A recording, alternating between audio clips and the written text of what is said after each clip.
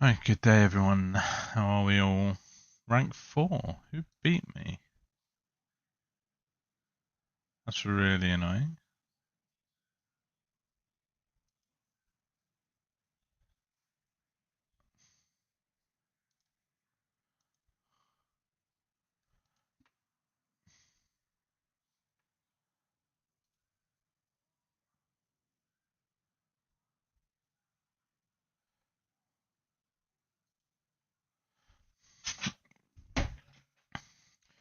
Bit annoying, guys. I'm normally third.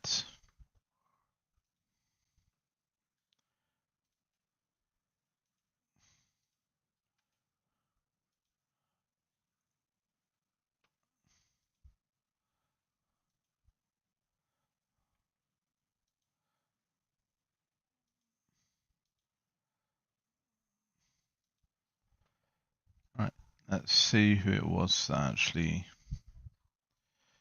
beat me yesterday.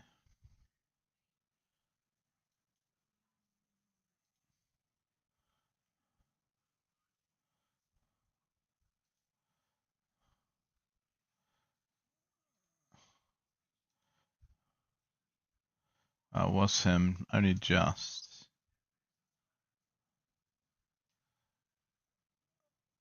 It's that slate, man. That's what's doing it.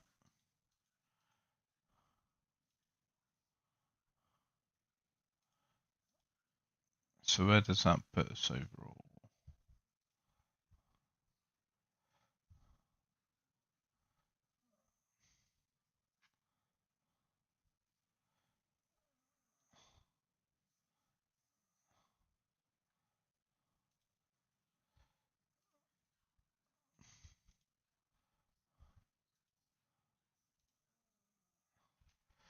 Oh, Amaral beat me. Fuck. That's... What was he using? Was Dauntless, okay.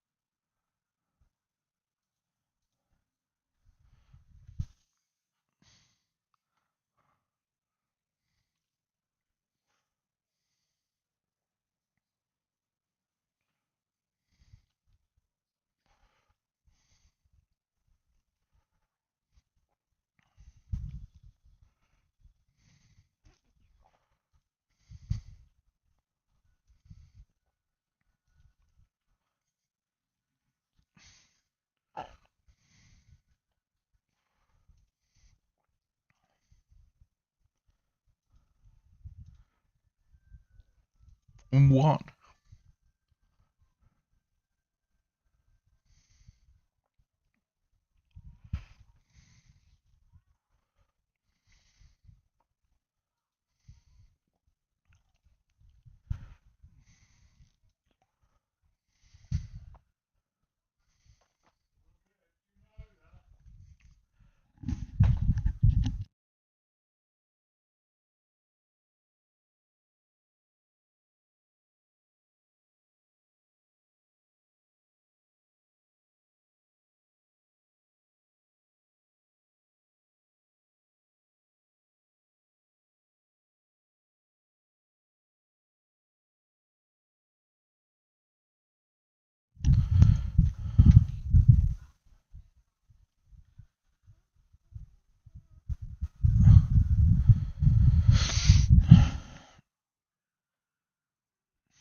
Right.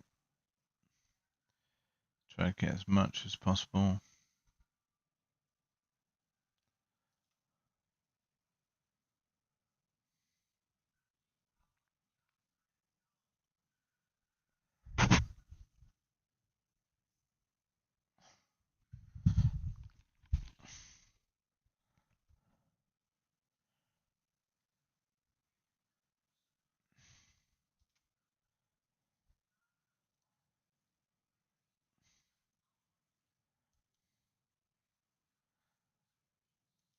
Welcome in, everybody.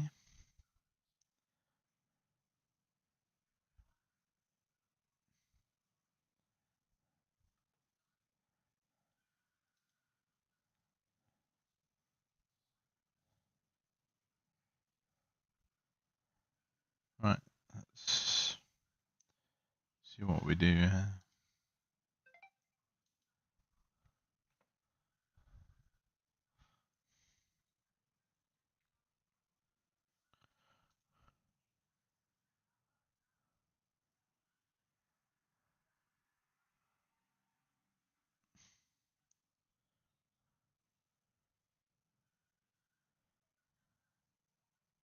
Come on, give me a good score. Give me over 2-6.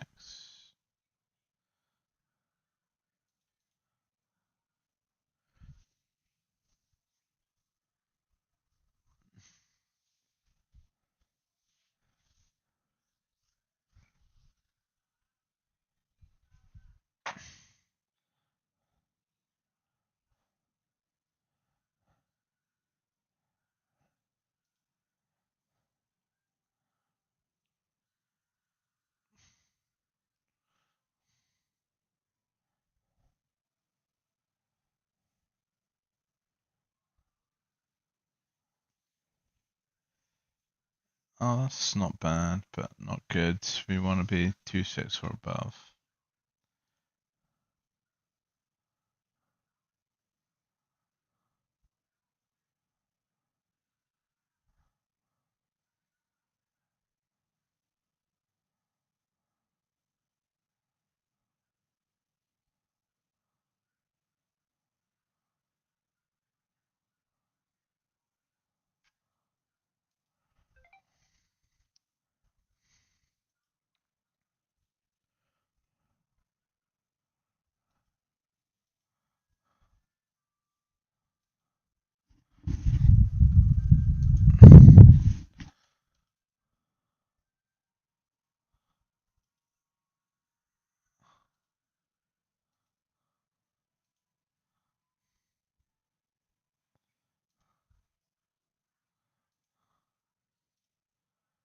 Right.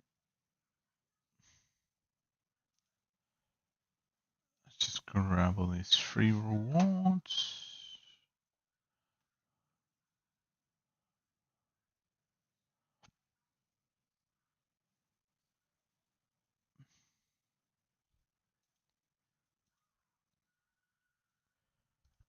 Let's go do some arena. I want to get over the 300 today. Sorry, over the 3,000. Oh, we're in a good spot. That's good.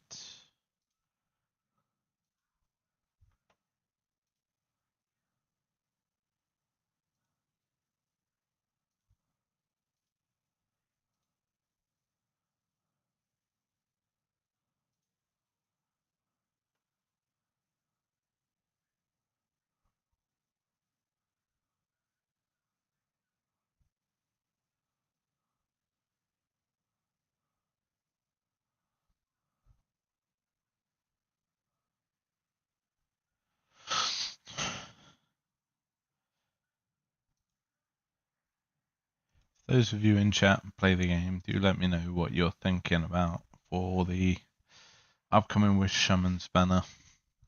I'm kind of torn myself.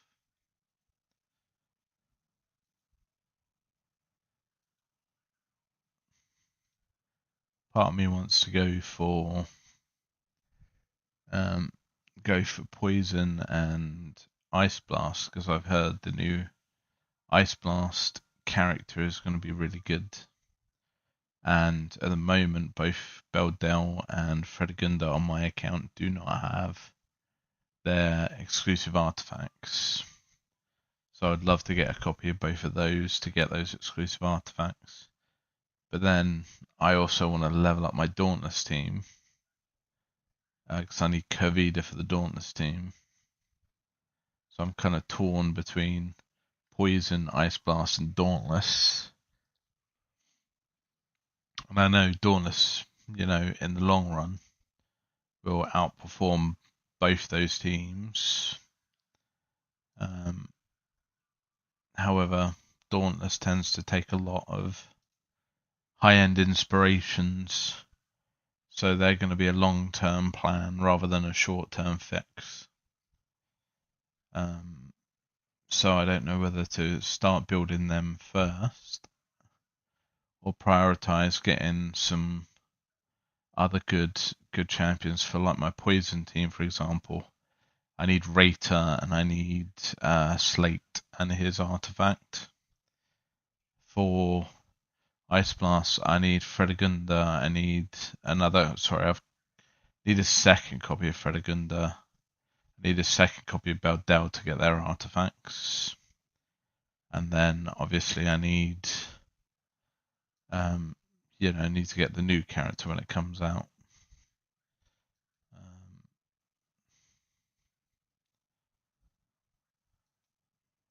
Then obviously for Dauntless, I just need Kurvida as a champion and more copies of Nazjenka and Kurvida and, Guinevere to start getting those inspirations and exclusive artifacts again. Whereas my main Aura team is Telethia's I3 and the rest are kind of I3 to I5. However, obviously, with the new style clan boss next season, from what we're seeing so far from the Japanese servers, the Aura team is not the best way to kind of go for the clan boss.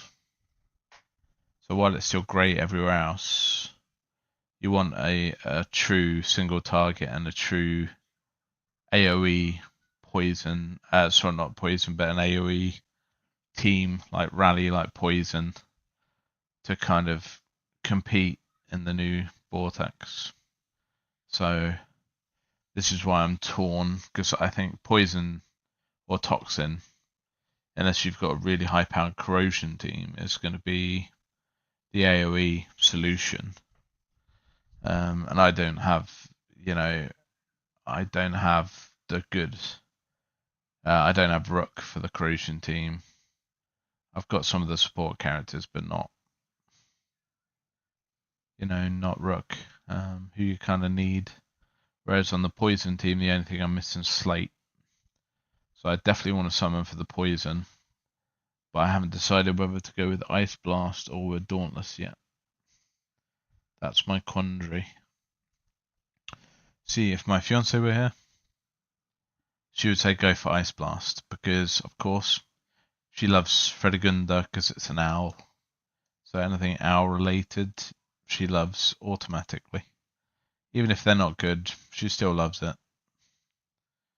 Whereas, obviously, me, I do love the Dauntless characters. They're my favourite kind of designer characters. I love them all. Guinevere is great. Mashed is great.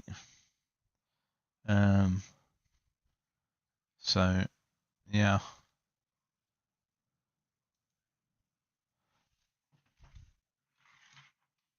It's kind of a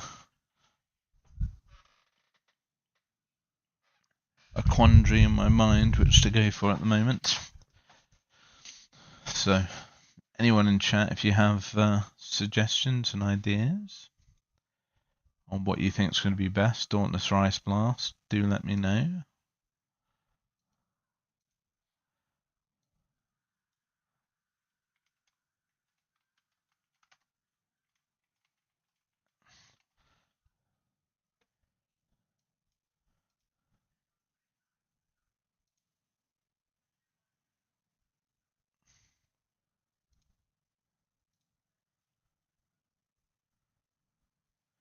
We should hopefully be getting access to the new test server for Season 8 in the next few days. So we'll be able to test some of the new characters out. So I might delay my wish summons until we get access to that, so I can test the new Ice Blast champion out. I don't know if we're going to be able to, obviously, release information on those new champions straight away. There might be a date, before we can kind of release information on them, but we can at least do some testing, and I'll get some footage so that as soon as we are allowed to share it with everyone, I'll make sure we got some videos to go out.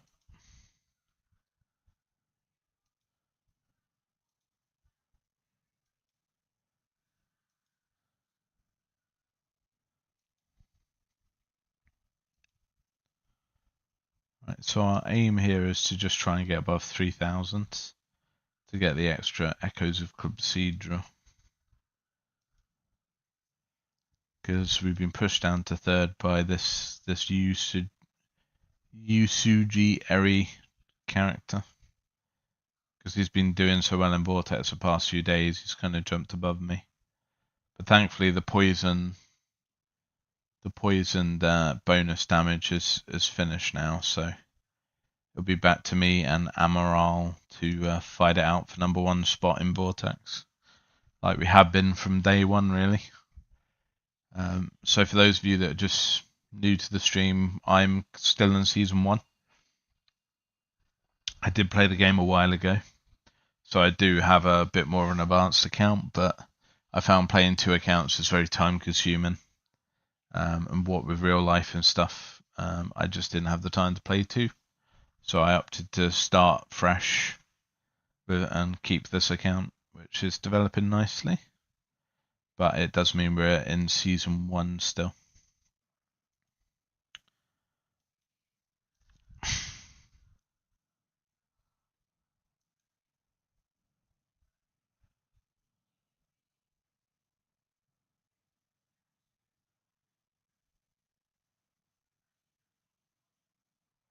Yeah, Ice Blast, yeah, they definitely fell off when Aura came out. But the good news for you, Mega, is from what we've seen from the Chinese servers, the new Ice Blast damage dealer puts them back in the meta, especially with the new Vortex boss. So for the new Vortex boss in Season 8, you need 2 teams, 1 pure single target damage team, and 1 AoE team. So Ice Blaster are apparently doing very well for single target damage with the new Ice Blast character.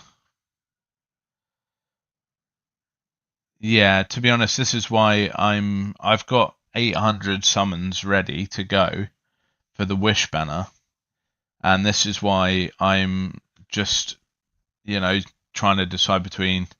I know I'm definitely going for poison because I need Slate to finish my poison team.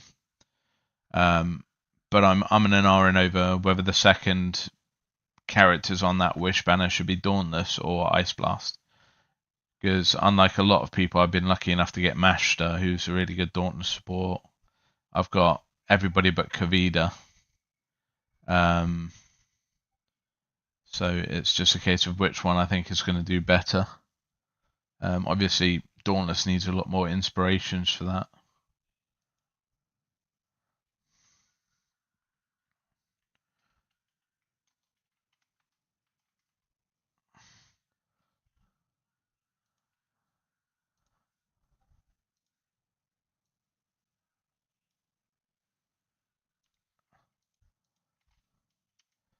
So yeah, I'm happy to take suggestions. So I'm just trying to decide which one to do, really.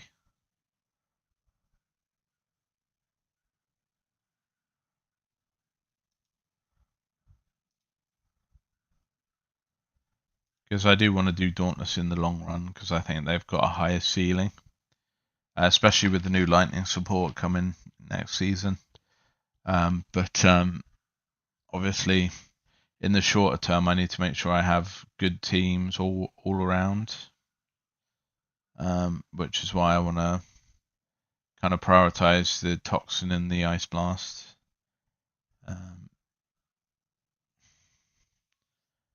So I'm hoping there'll be more banners next year. So.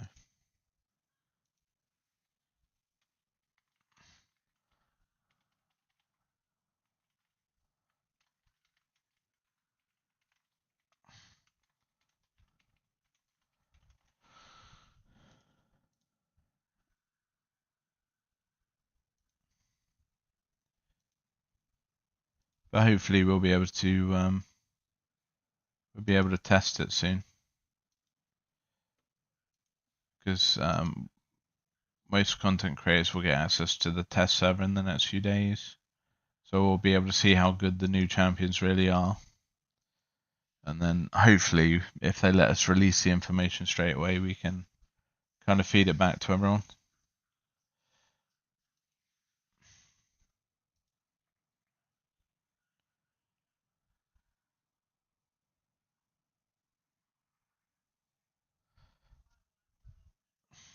Yeah, I mean, I would love to be in that position, Mega. I really would. Because I love the Dauntless characters. I think they look amazing, and it's always kind of Dauntless has been my favorite since I started playing the game years ago.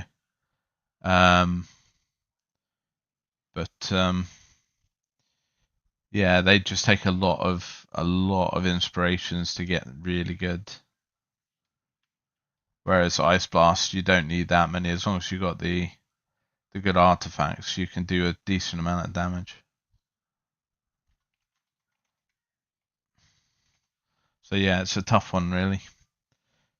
Because I think if I could get Curvida on that banner, who's the only one for the Dauntless team I don't have.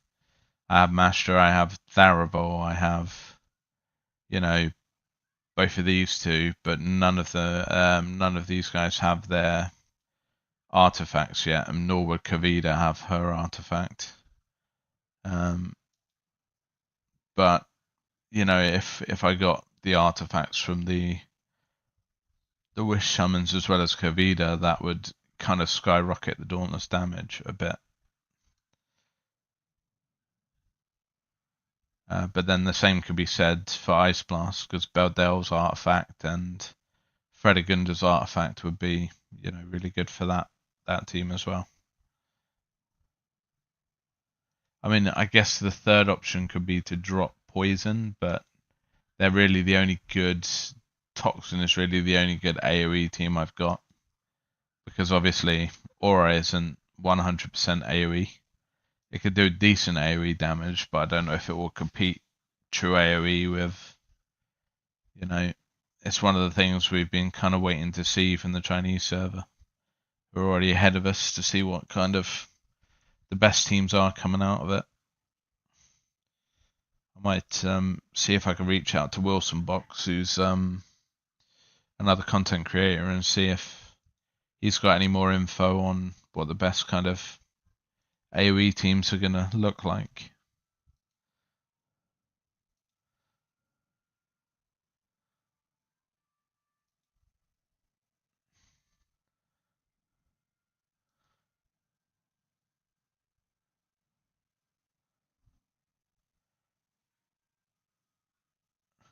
Yeah, that's why I want to get Slate, because they seem to do well at lower inspirations.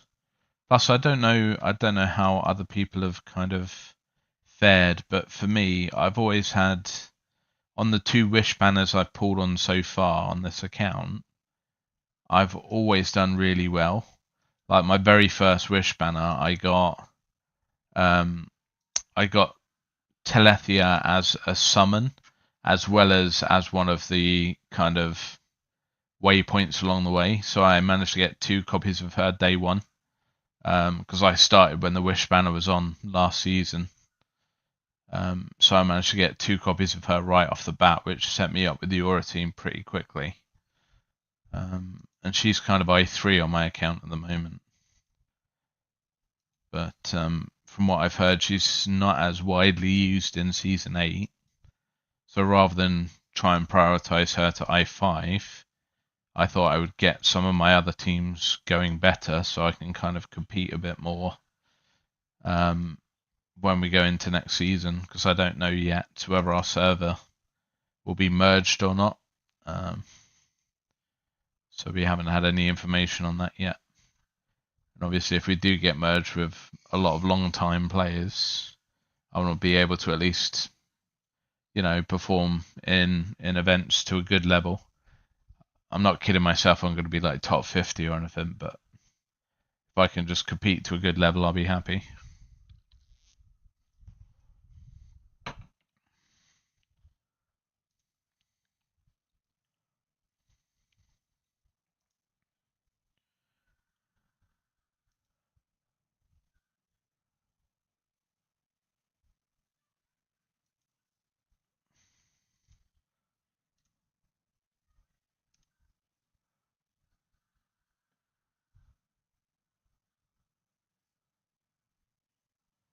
Yeah, I know, yeah.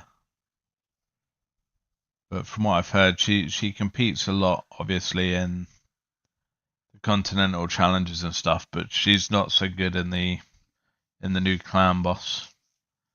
So it is on my radar, but I think I need to focus on making sure I've got two good teams ready for Vortex next year, so I can make sure I'm getting the good rewards and trying to kind of compete on that level, really.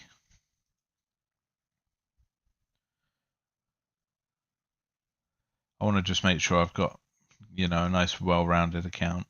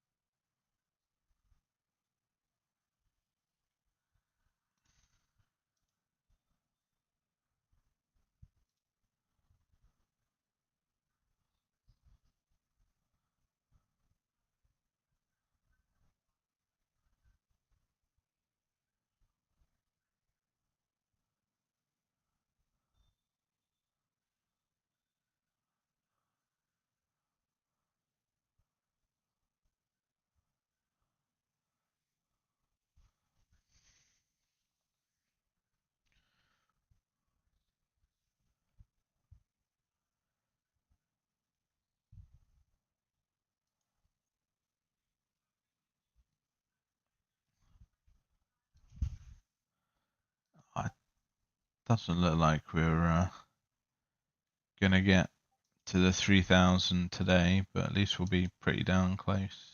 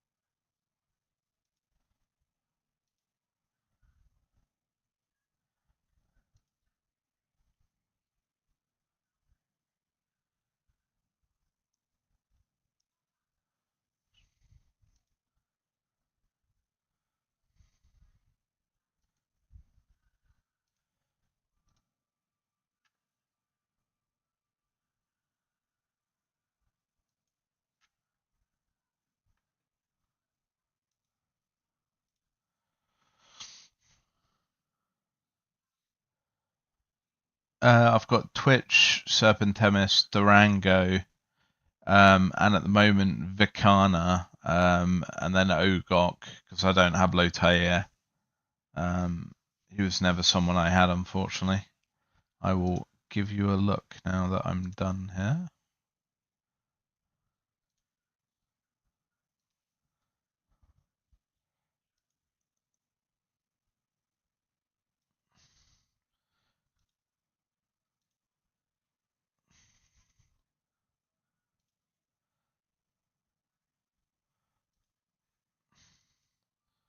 So this is my main toxin setup.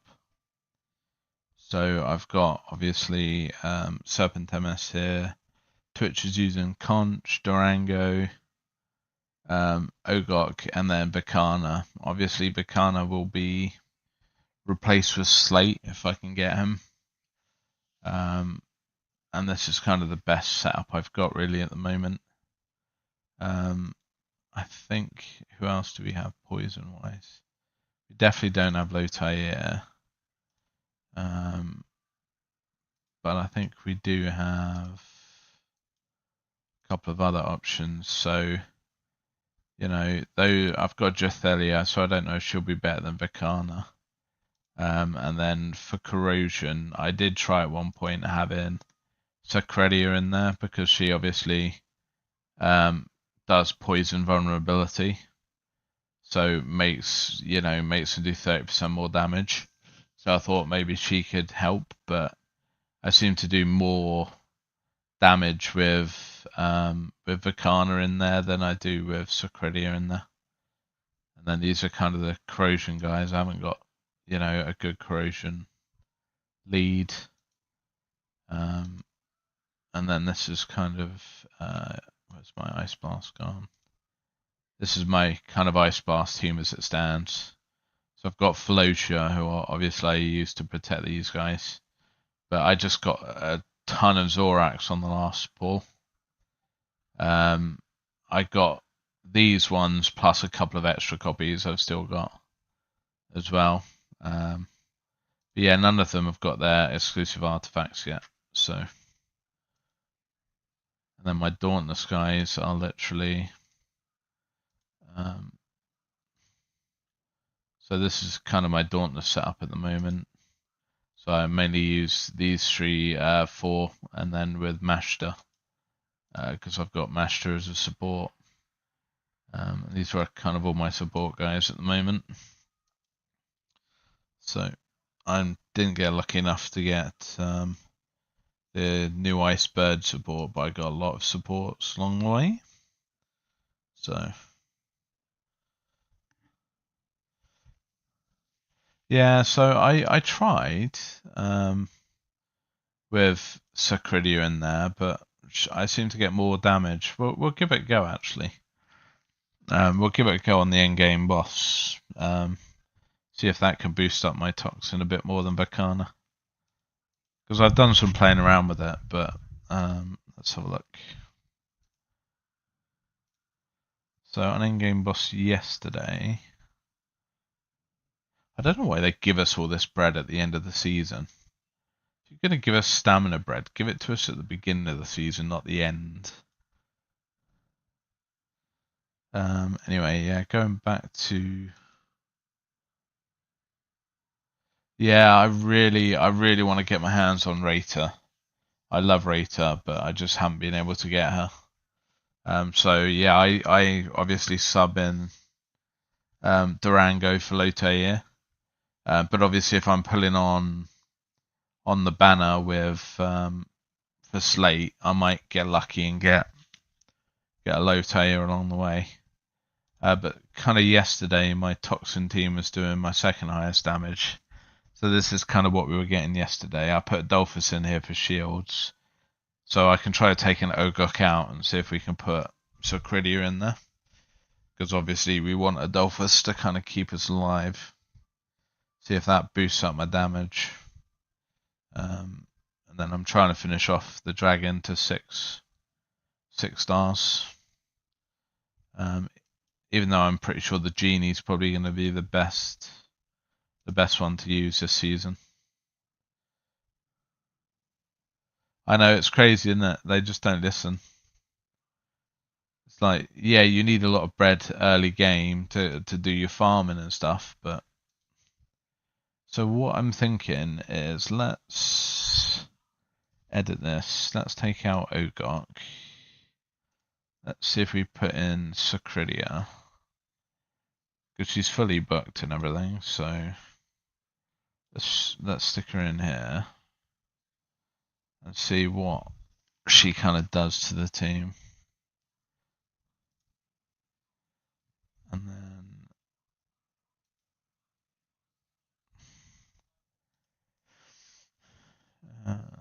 so this would be perfect for her.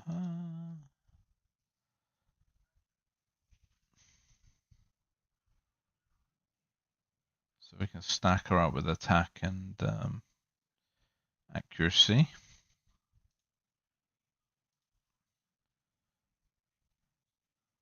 Attack speed. Crit rate, crit damage, skill haste. Tap percent. There we go. No, didn't hit. Oh, that one could be good. Ah, typical.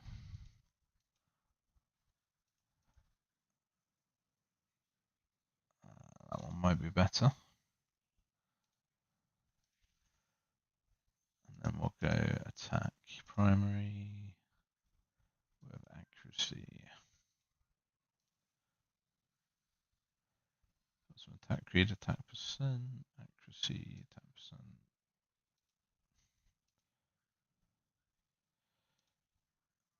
Let's go with this one.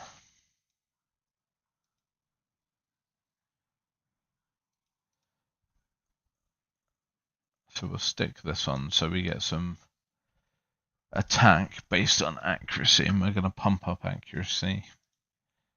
Then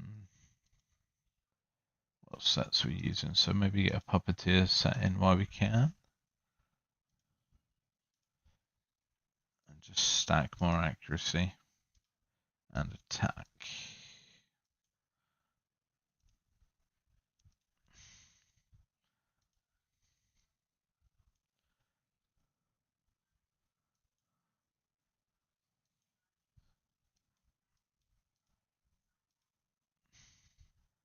Ah, beautiful. We can enhance that a bit. Let's see if we've got any attack with accuracy.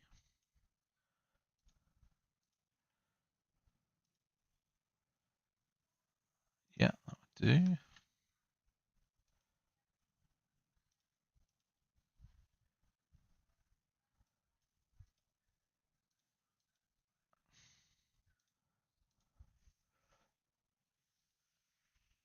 There we go. So let's boost these.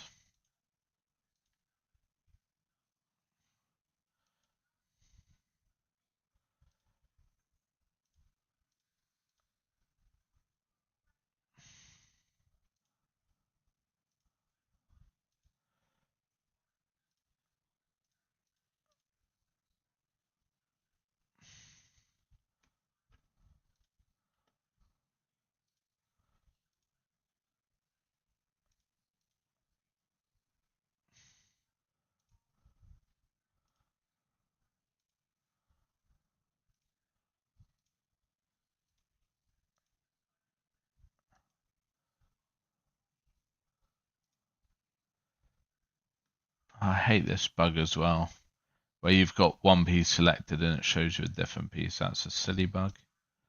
They should fix that.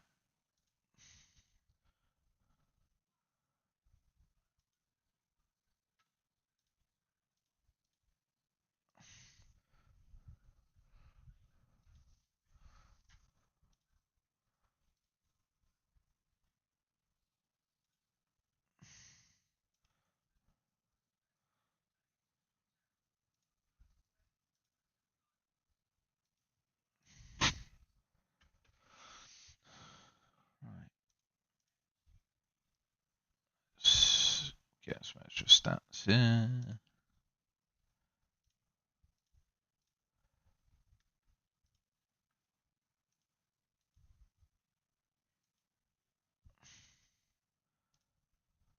Good. That's pretty decent build.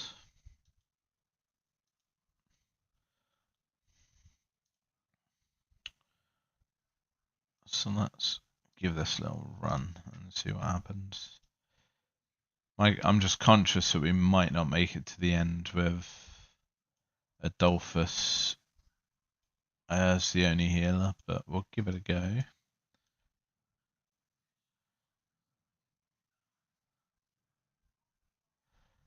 Yeah, I mean, framework would be good. I'm not sure the skill timings as well. Skill timings would be useful, but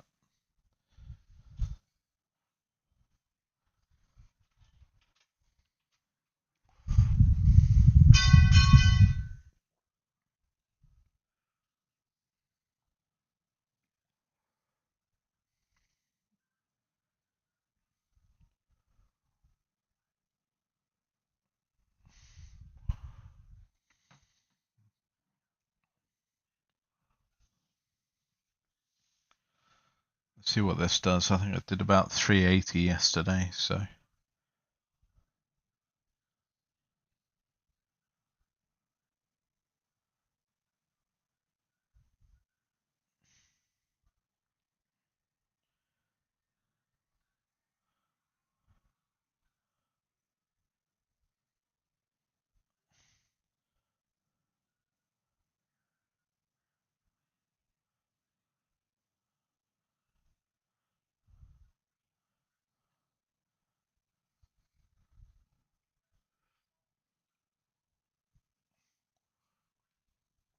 Damage definitely seems to be climbing a bit quicker with her in the team, which is great. Oh, come on, Adolphus, get those shields back up. Thank you.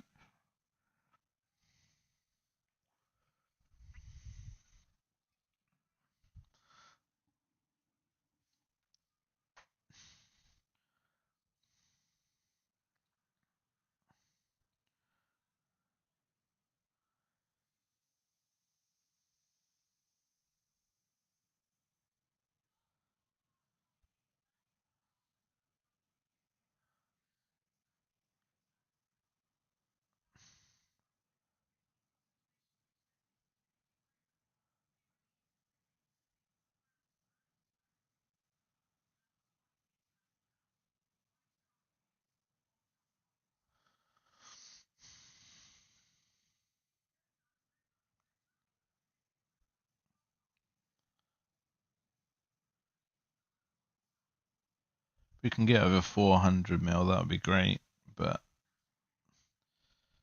slowing down a little bit. Oh, there goes Twitch. That's not good. Yeah, I had a feeling we might struggle to survive.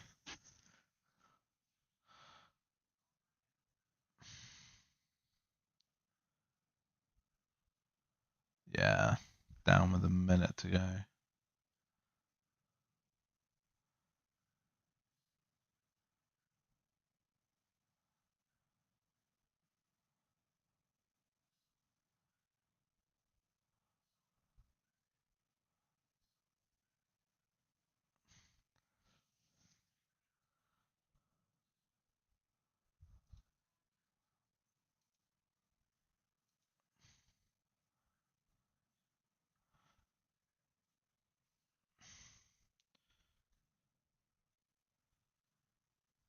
But I think if I take Durango out, the damage is going to slow down too much.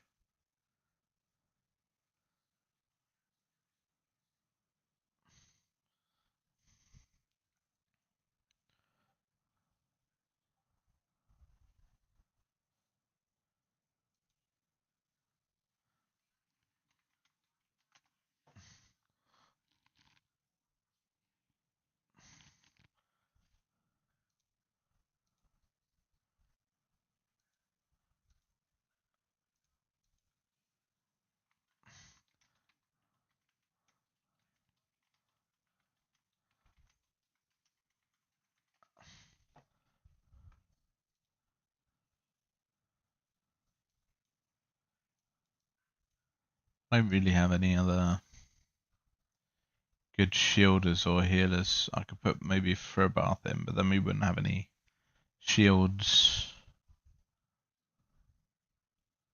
Wonder if we just try without shields and do Ogok. What did I actually use yesterday? Yeah, I used Adolphus yesterday.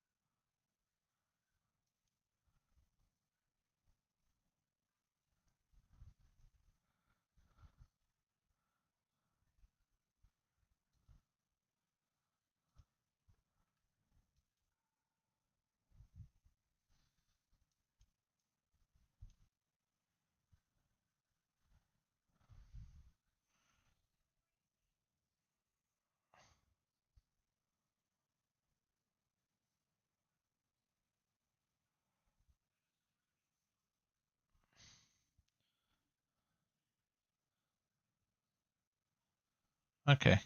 If you're in the Dragonheir Discord, you can DM me there. My name's just Kreos on the Dragonheir Discord, so send me the screenshot there. Or pretty much any Discord I'm in, my name's Kreos.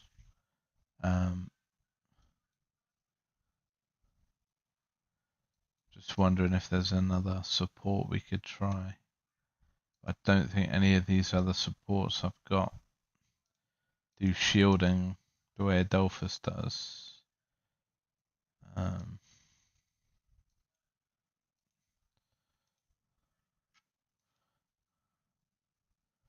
because we're already using other people.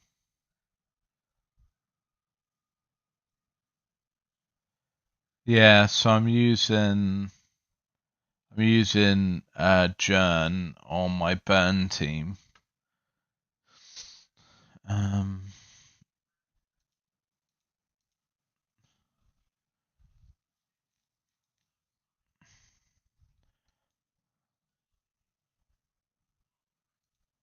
Don't really have any other good shielders that I could put in there.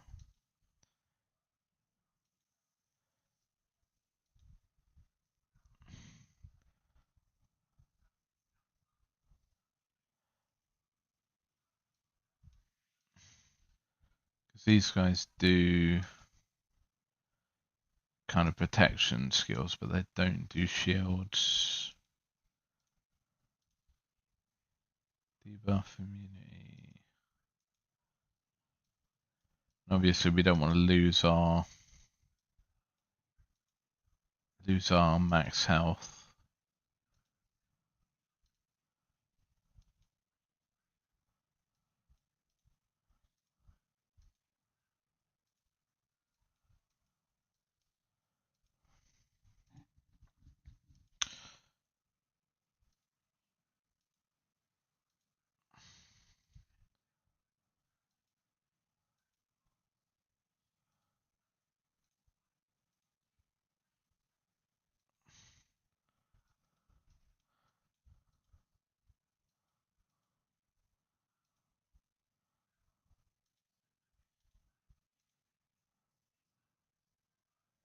Yeah, that's what I'm thinking. Maybe switch Adolphus out and put him in. Or I could try Garius, because Garius doesn't do shields, but he does a whopping big heal.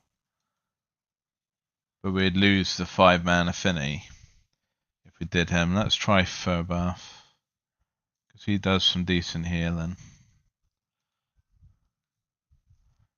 And then we can see if we can get him in there with staff. And he's going to reduce the attack as well. So let's give that a try. Switch out Adolphus.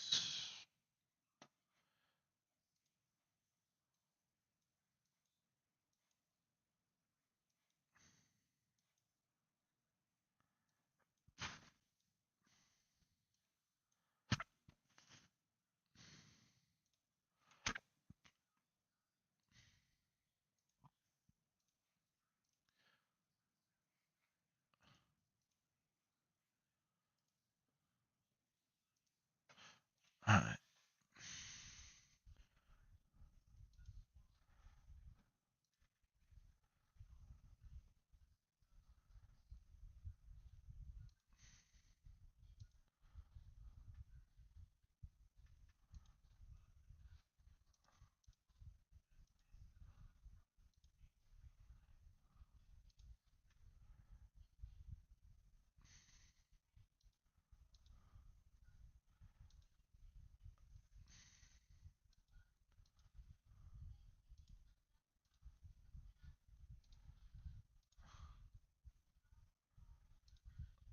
So, there's defense in there.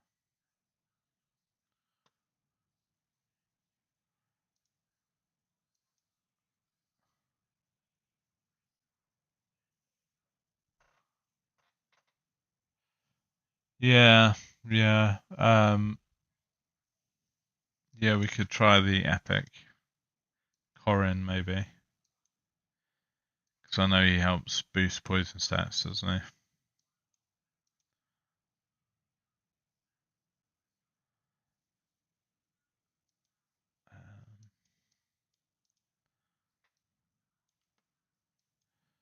So maybe if we put Furbath in an ancestral protection set, might take some of the damage off of the others.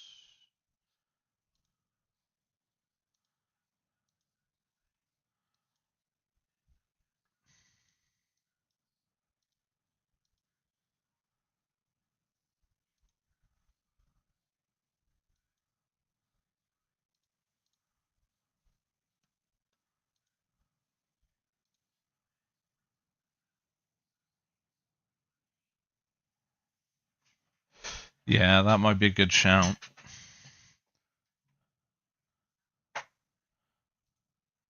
I was actually thinking of trying a build where I have Witch's Remains and the conch, because the conch tends to be better for defense down for poison based builds, just because you get it from laying in the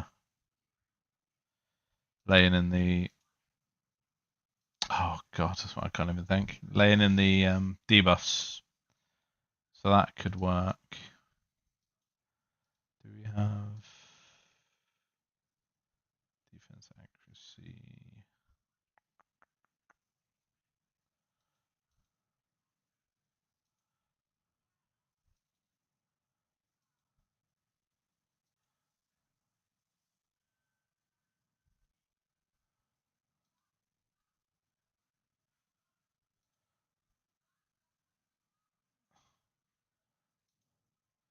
Let's temper some of this stuff up.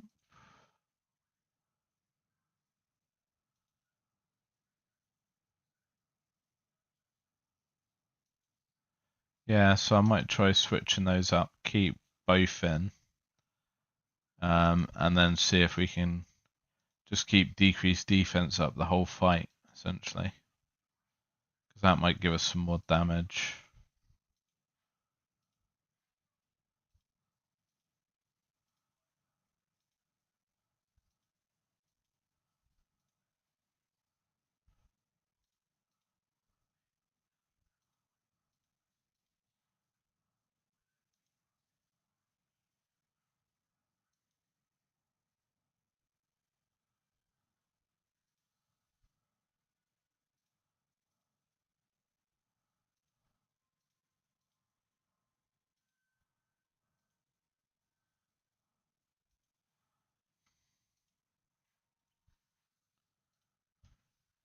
But this is part of what I love about this game, the fact that you can kind of theory craft and try different things and see what kind of works best for your squad. Whereas other games like Raid and stuff, you kind of have to have set champions and set items, otherwise you're not going to get anywhere near it. But in this game, you can kind of do a bit of everything.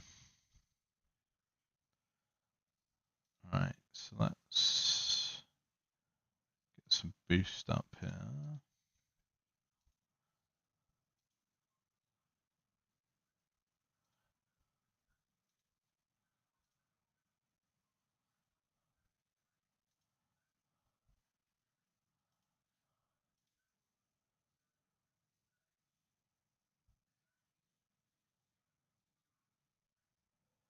I can't say I have actually.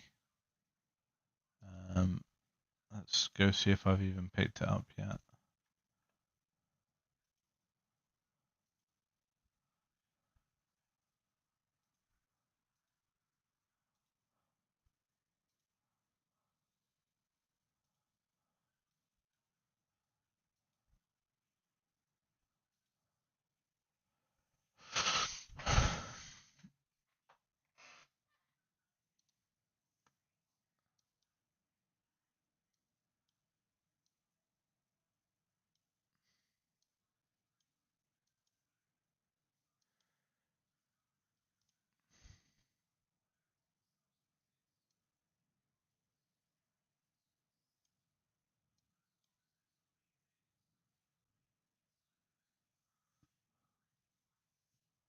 Do you remember what the poison horn's called?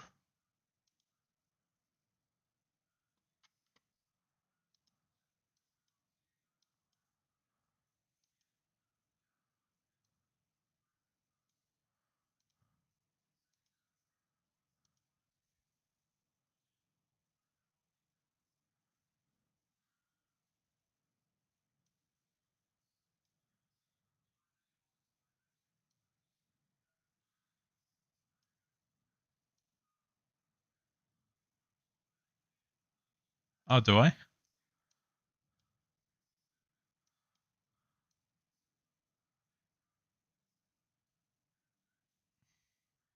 Oh, it's in Legendary, okay. Oh, yeah. Sorry, this... You mean the Fang? Yeah, we could give that a try, definitely. Let's have a look.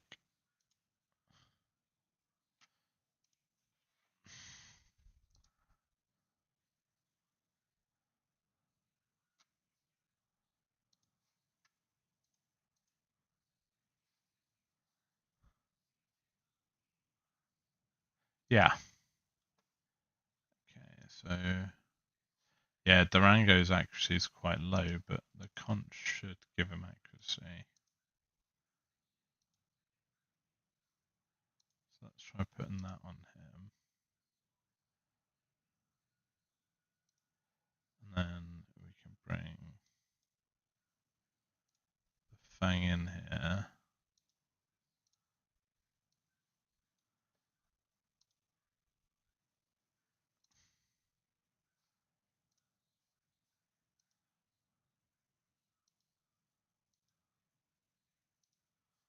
Okay, let's give that a shot.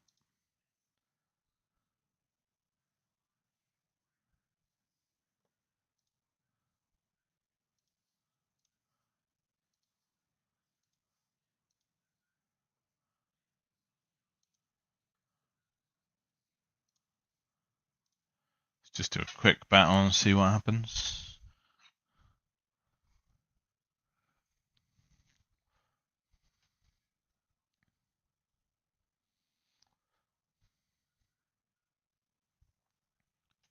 Yeah, so that's still a bit lower. But it seems like Frabus the only one that survives. I think they're still dying too early.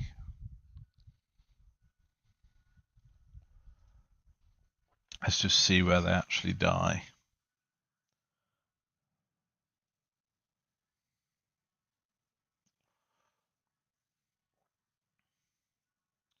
Yeah, I could probably find that. I'd have to drop the enlightenment a little bit. We're definitely doing more damage. But I'm just curious as to when they die, because I think it's, again, they're dying too early.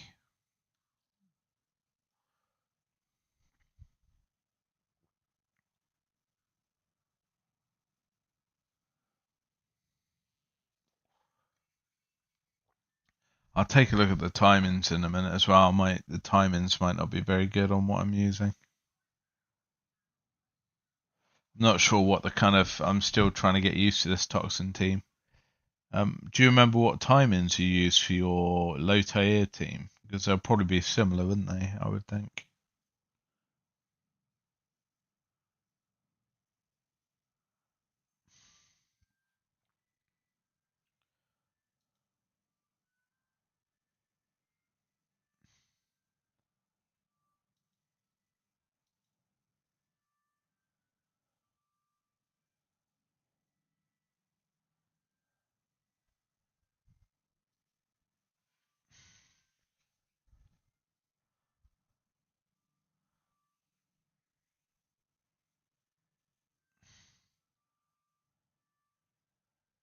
I appreciate it, mate.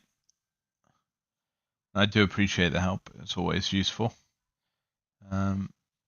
Definitely for more experienced players than myself. So look, we get to 320 with quite a bit of time left. But I get the feeling they just die very early. I've got the damage dealers.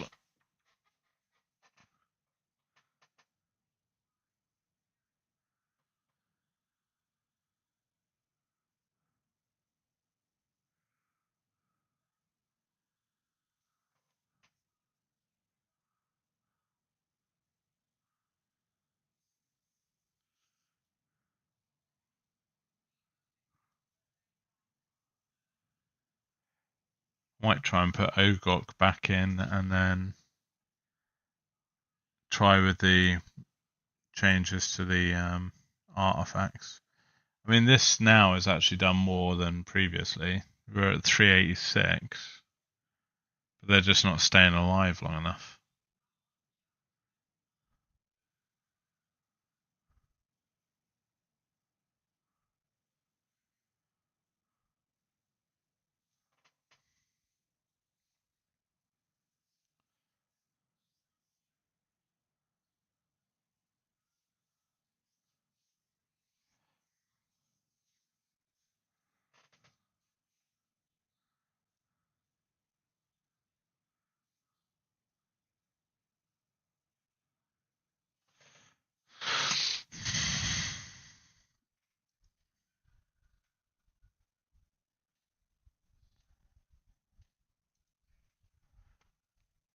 see what we can do with Durango.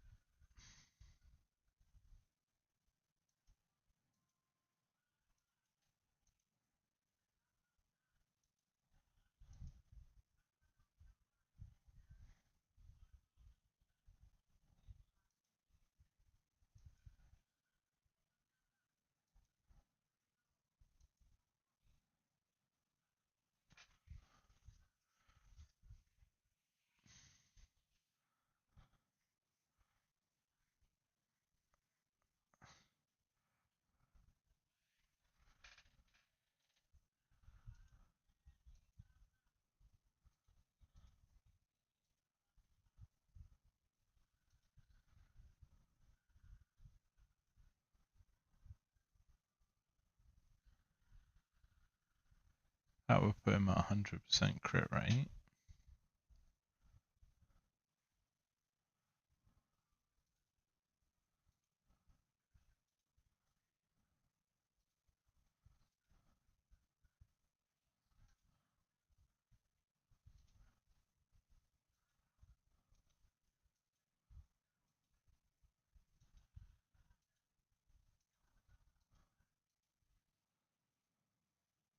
That's okay, mate, no worries.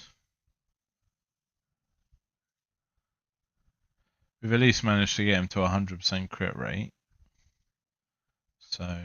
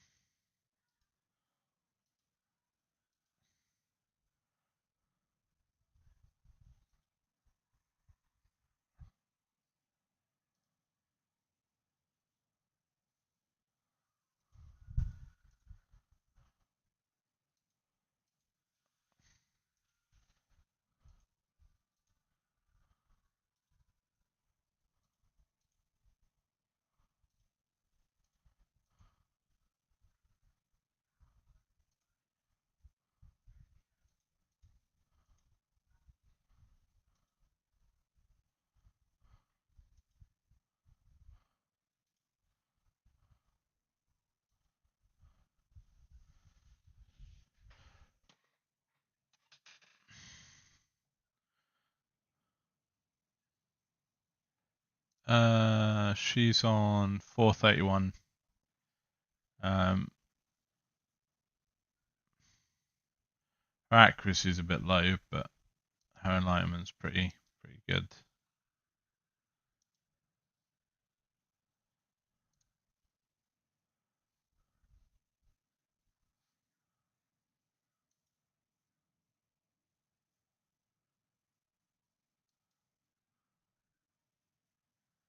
Could try and get a bit more accuracy, but I'm not sure if we'd have to drop a bit of enlightenment, I think, to do that.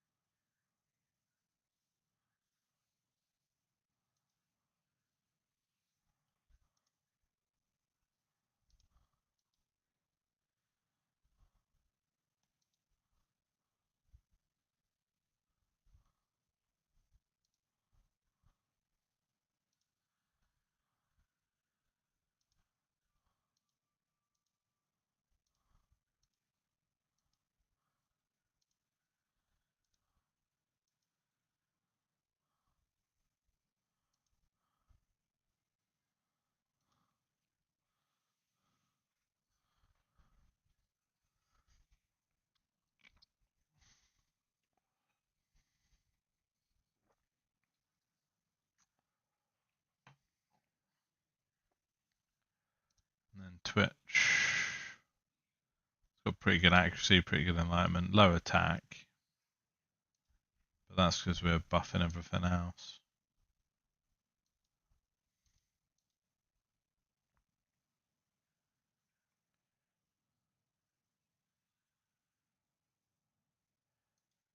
Okay, I could take that out then.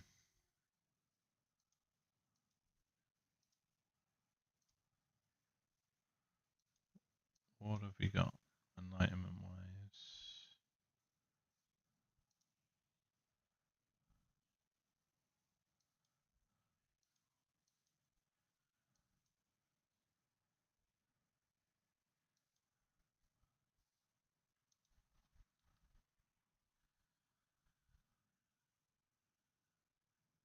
Yeah, that's just what I'm looking at. I was just wondering which one's going to be best. Increases damage down.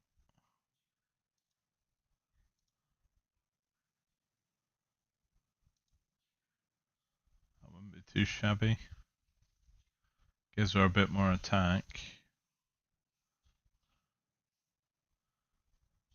But I'm just wondering if one of these might be better. Because each time she inflicts a debuff, obviously, she's going to get herself a nice extra heal.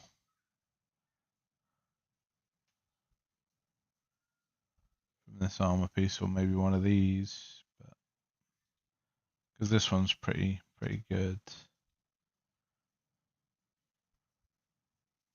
Oh, we didn't want it all going into crit rate, obviously, but get some extra accuracy.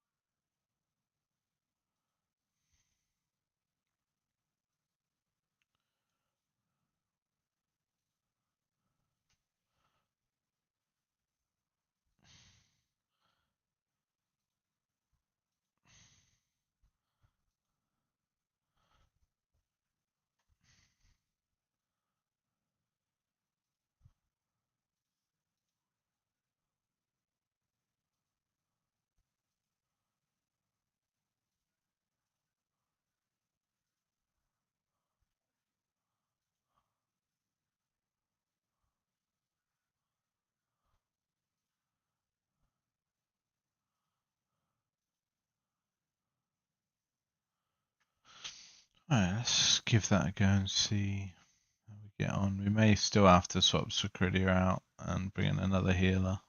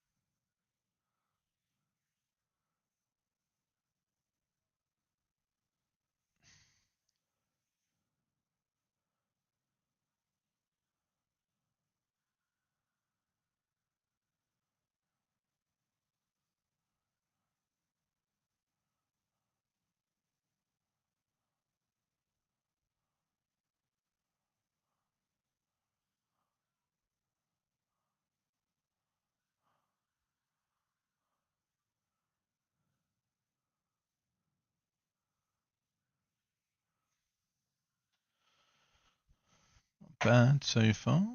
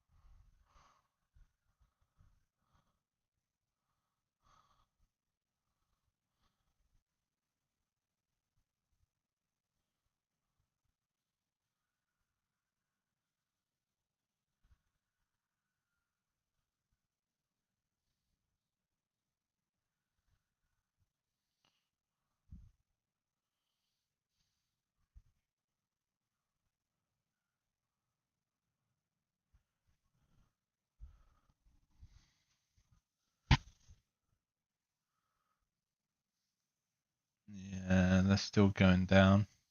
I think I'm gonna have to swap Sakridia back out with Ogok and hope that the changes we made to the damage dealers kind of get us over 400 if we can, really.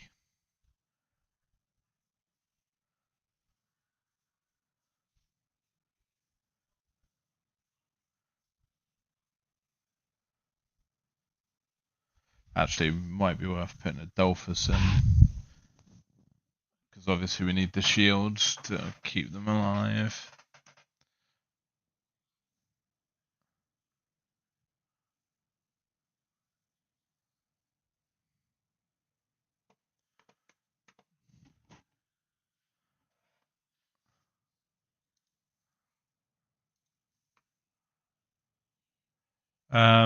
It was 384 yesterday.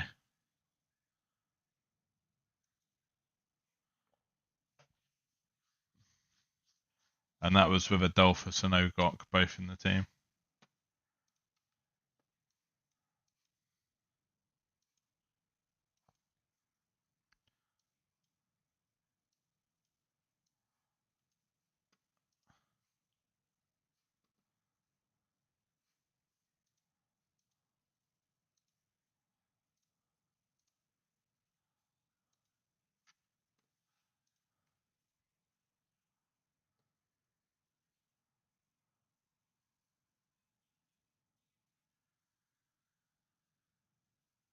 So maybe we put... Yeah. Yeah, I mean, that's a good point, actually. I didn't try putting everybody close to him, really, did I?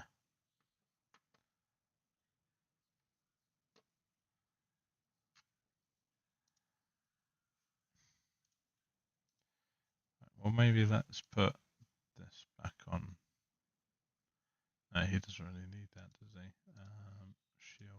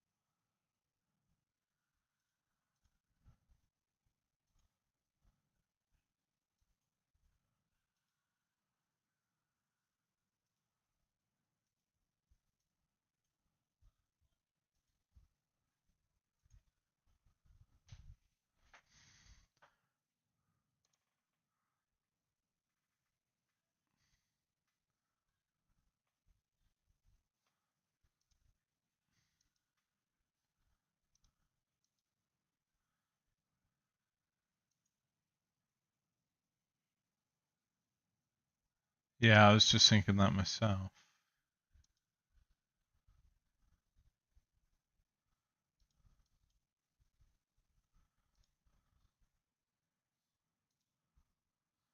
So it's got some enlightenment on it.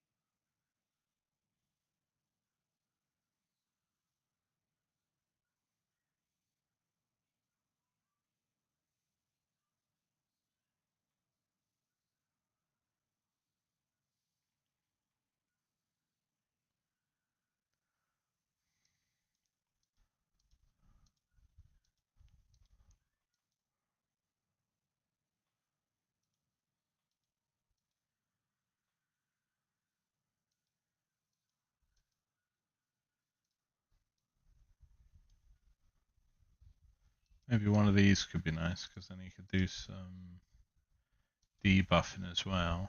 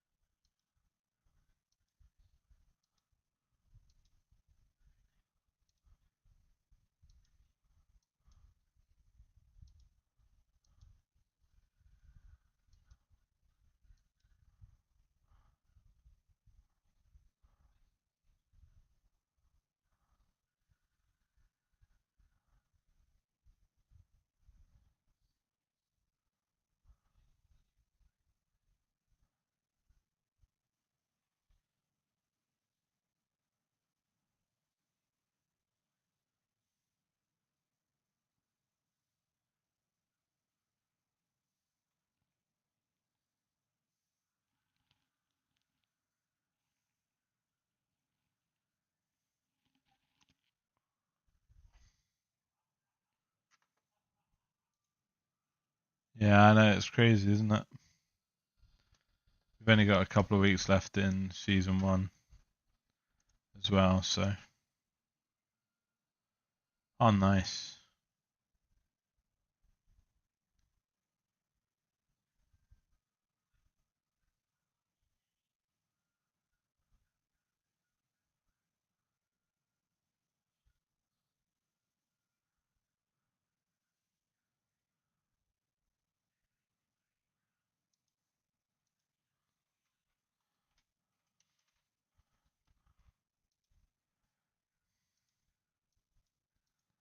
Let's just see if we got any better enlightenment ones. Let's attack. Nah, I think that's going to be the best we can do. And let's get a defense set on.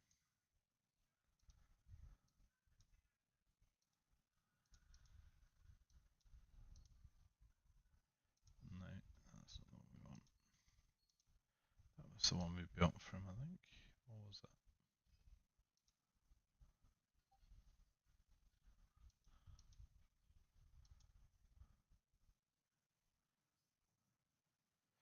I'm pretty sure we'll go into season 8. Because it seems to line up. We've got about 14 days left, I think, of this season.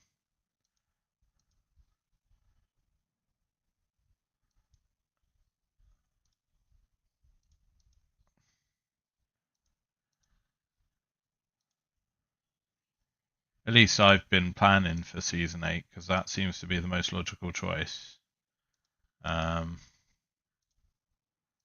Because everything seems to line up with season 8, from what I can see.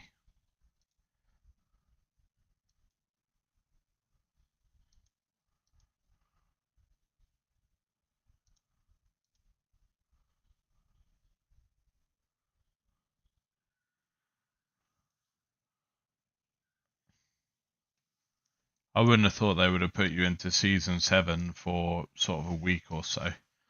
But as I say, we haven't heard about potential server merges yet either. So we don't know if our server's going to be merged into a server or not. To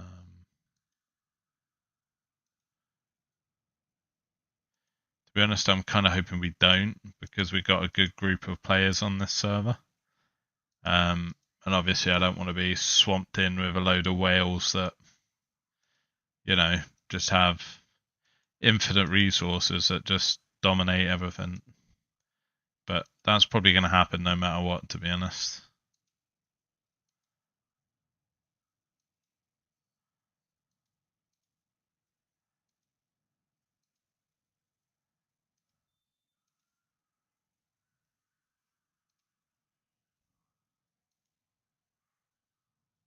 Yeah, exactly. That's why I'm just trying to focus on getting myself, or getting my teams as well rounded as possible, so I can kind of at least compete a little bit.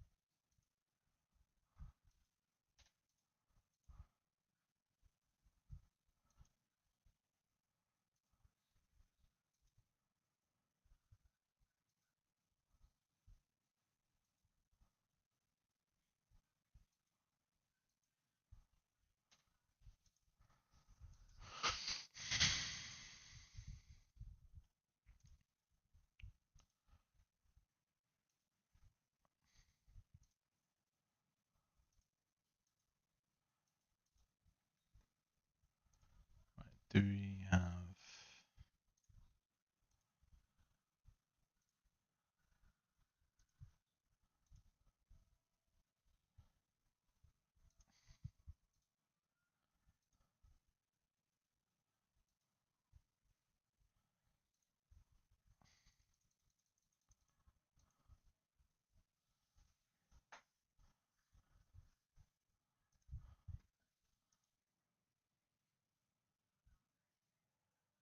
Yeah, exactly. That's the one good thing about it.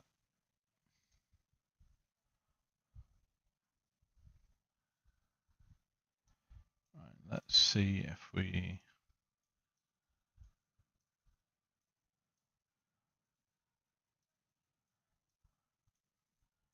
That's not the right one. So let's see if we crowd around Furbath a bit more.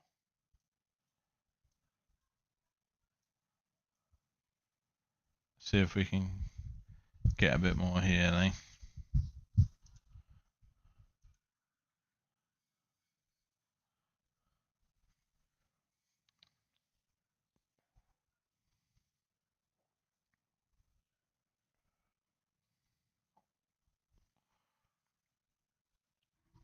Oh, that's very nice. That's much better, isn't it?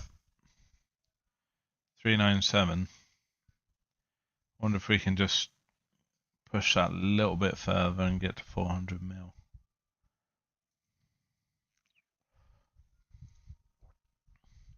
I just don't want to use all my quick challenges up too much. Let's try again.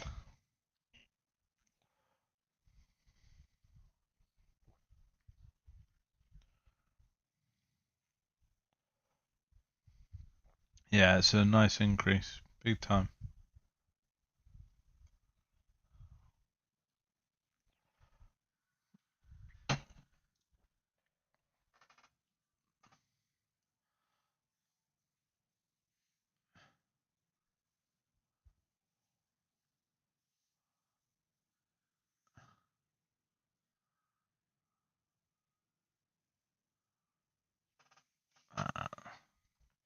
Yeah, so it looks like around 396, 397 is going to be where we kind of top off, I think.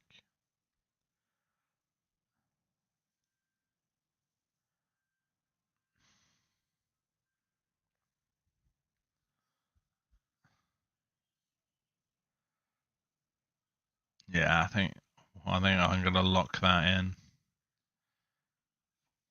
But that's some nice extra damage on that team.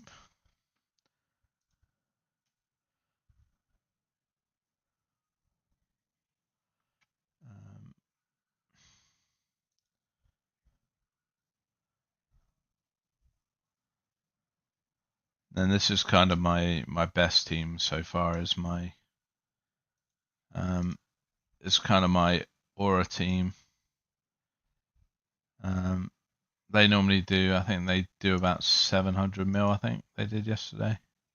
797, something like that. Let's look. So yeah, they did 774 yesterday. So quite happy with that one.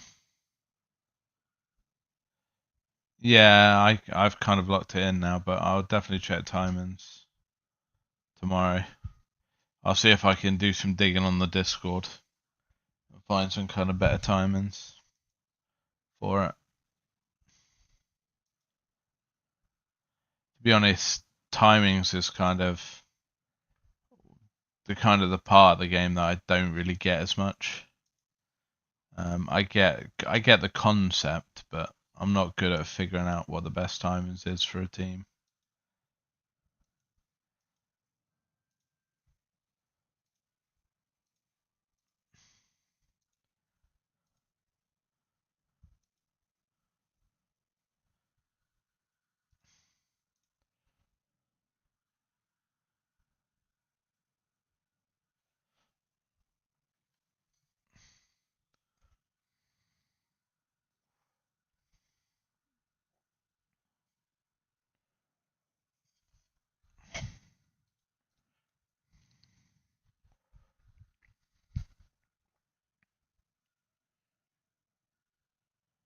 Yeah, that's probably the best shout.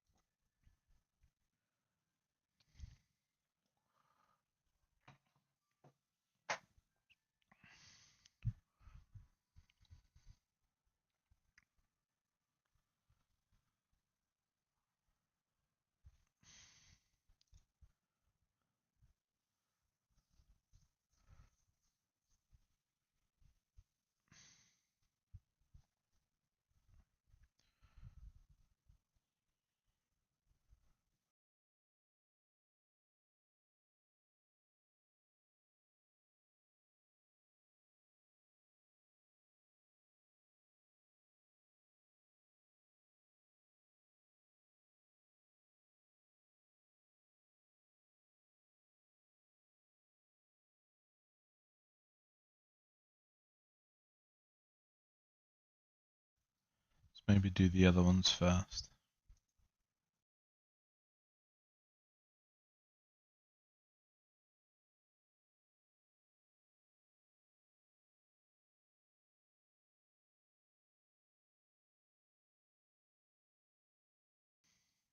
This was kind of my Dauntless setup.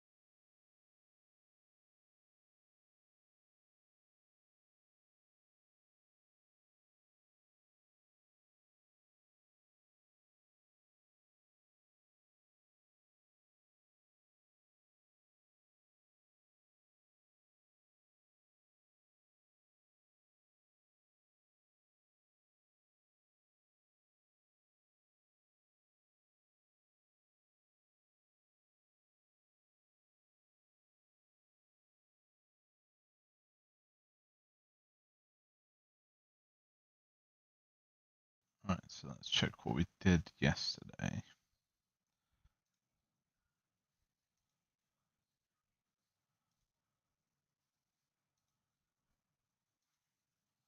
269.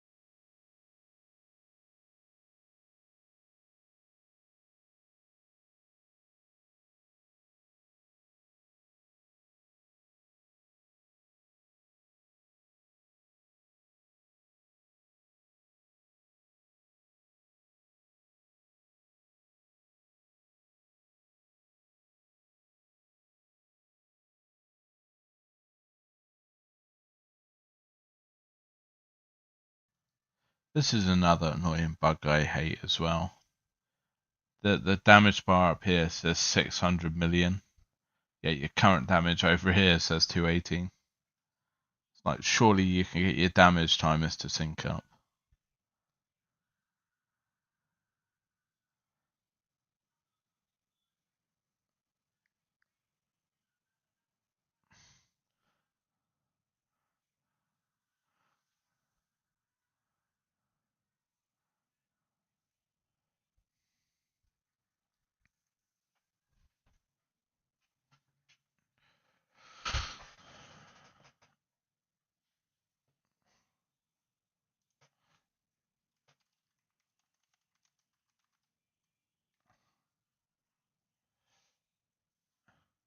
Yeah, that's what I was thinking. I'll take a look at his build in a second.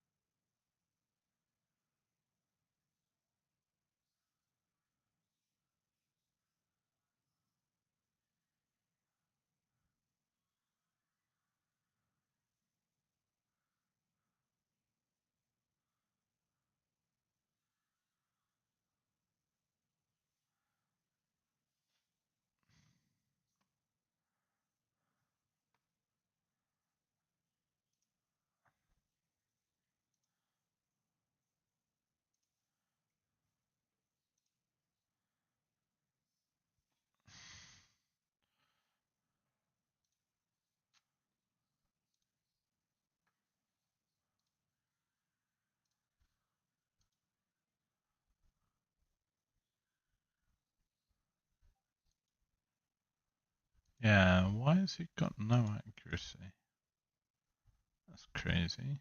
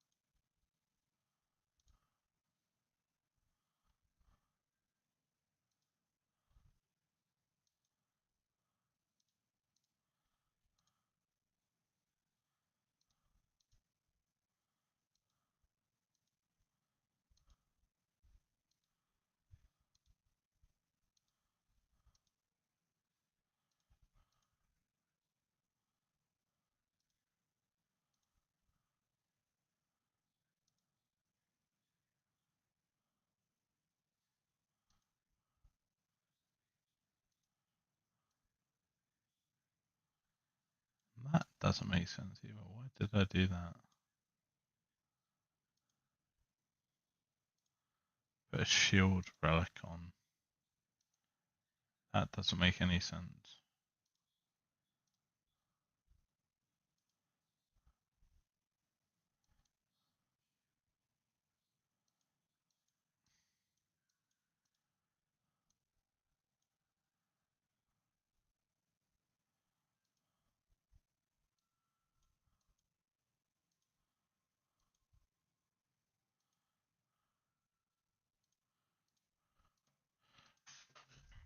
Oh.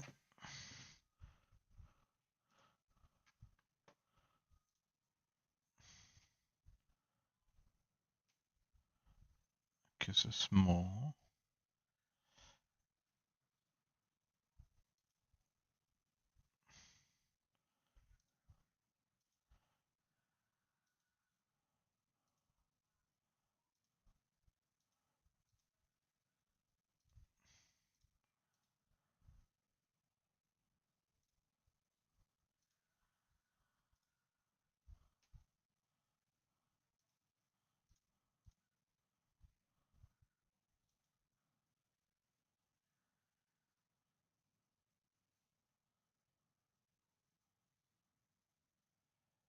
Yeah, I don't. Sadly, I don't have that one. I really wish I did. Okay, I've got blast jar. I could try antlers as well.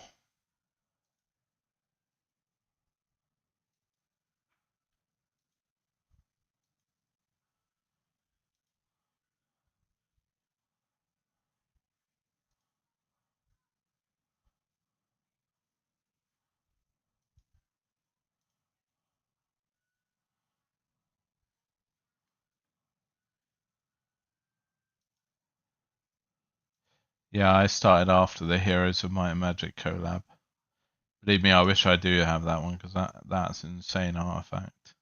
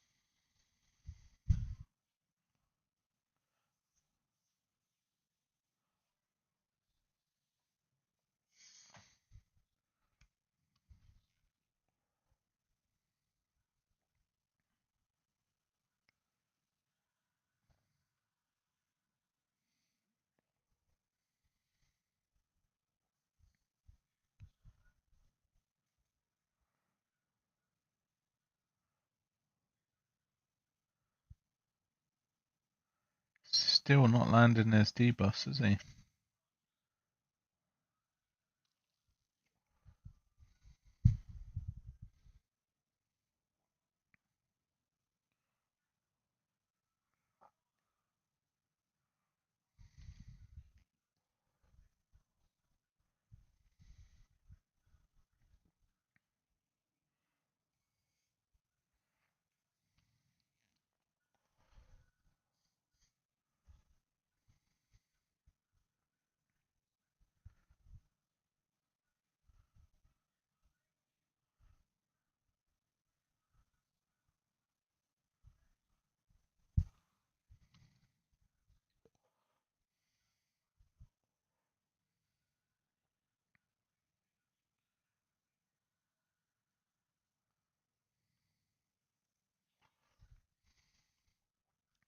Yeah, I'll check the timings in a minute. Yeah, Guinevere is dead, so that's not good.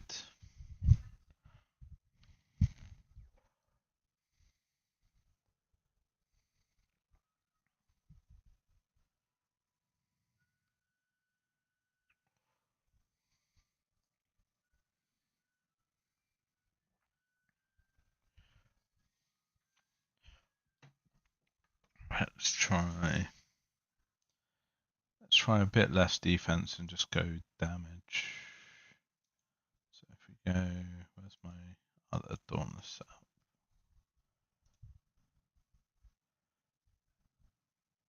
So let me sync the changes I made.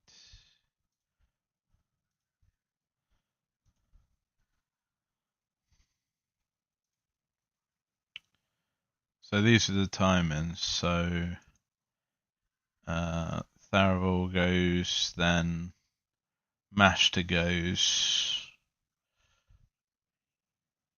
Hey Cliff, how's it going?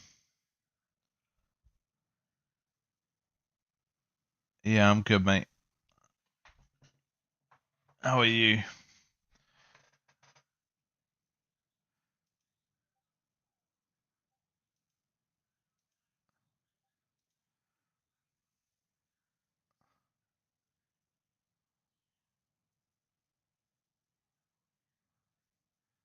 Yeah, it does seem a bit strange, doesn't it? I can probably book Tharavel, actually. That might help a bit. Yeah, I'm pretty good, Cliff. Pretty good.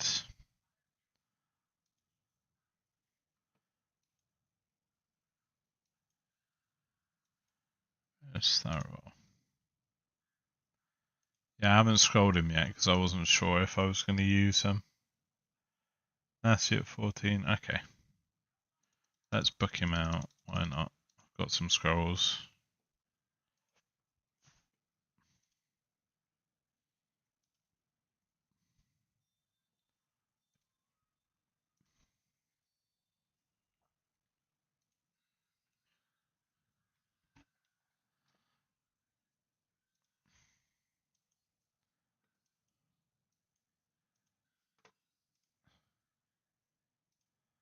Right, so let's Janker at 14. Guinevere at 14.1.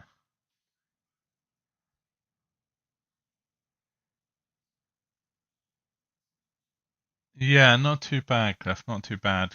Got lots of stuff done. I'm not going to book Divine Ascetic because he's going to be replaced by Kavita once I get her. Right. Let's give that a go. And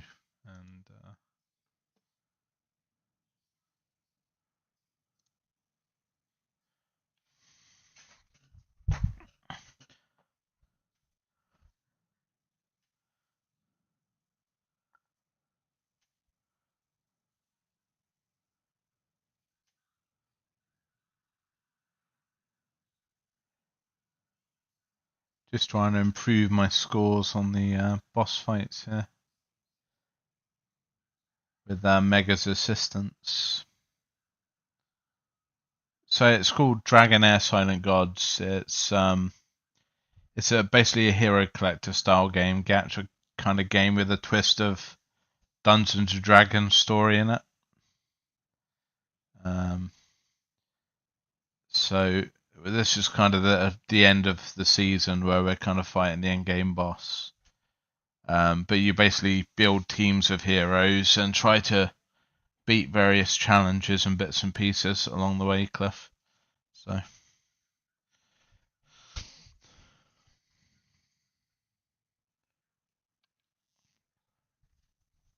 yeah, they still don't seem to be landing the debuffs all too well, do they?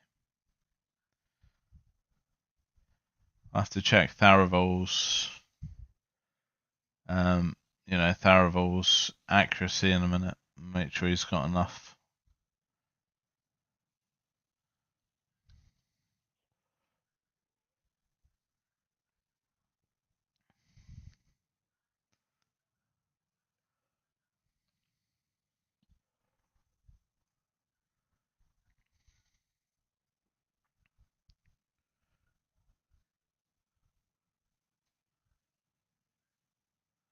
Yeah, it's quite fun, Cliff. If you want to give it a try, I can post you a link where you can get a couple of free heroes when you download it. So it's free to start playing and give it a try, and then you can pay to make things a bit quicker if you wanted to. But that's my personal download link, so you get a few extra freebies and bits and pieces for using that link that you wouldn't use from when you download it from their website that you wouldn't get really.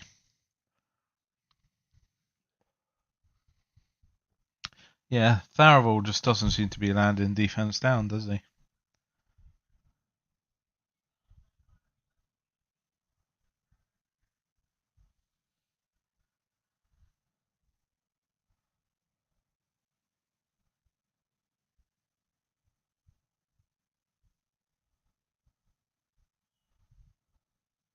I mean, that's better than what I was doing yesterday, but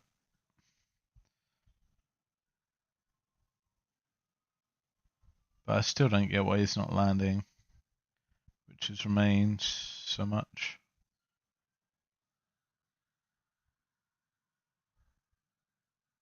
Yeah, it's pretty similar to that, Cliff. So let's check his build. Is Tharavel... Maybe Tharavel doesn't have enough accuracy. Yeah, he's got 249 accuracy. Maybe we can see if we can get a bit more in there.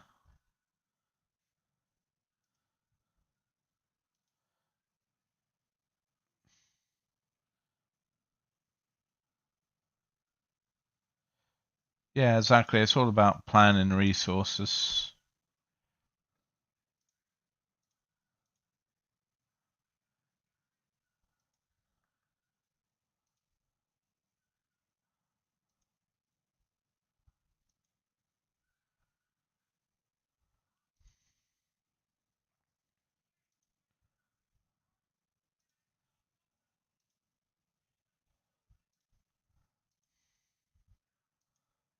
I wonder if you've got some back gloves, maybe.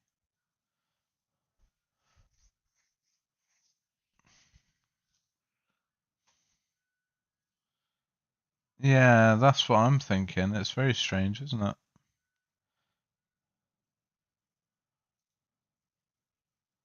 Because he's got 320.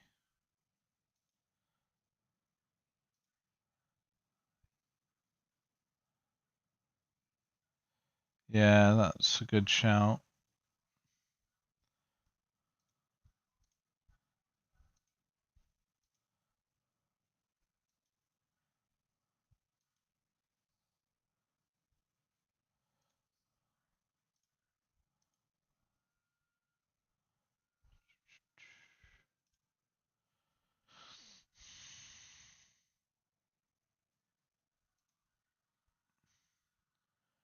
His stacks will be nullified.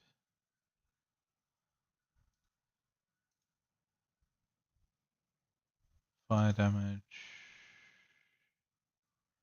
Fire damage.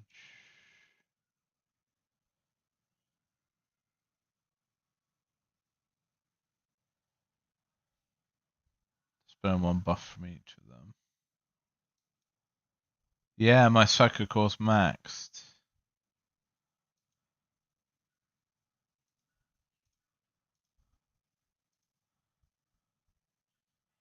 Unless something's reset it for some reason.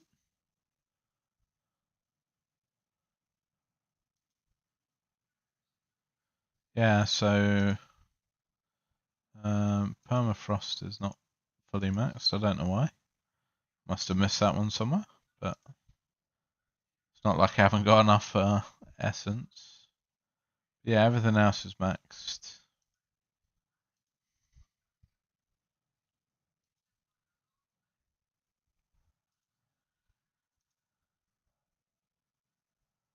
Very odd.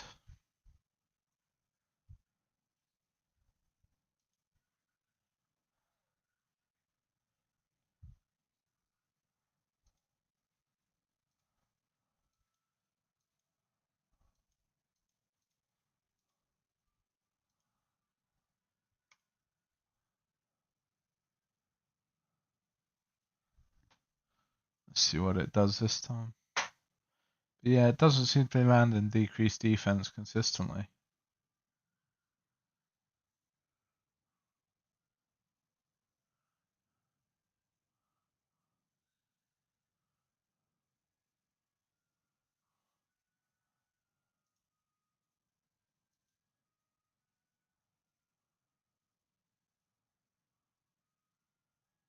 Yeah, it's not landing it at all, is it?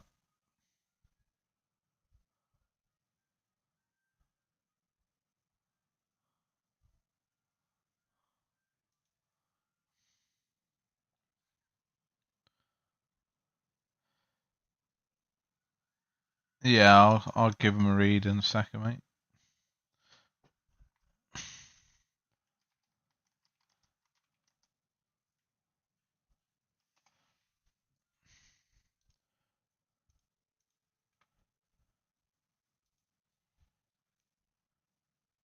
Fire damage, enter weakened. Take 50% more damage. It will remove its debuffs. It has no power of dragon.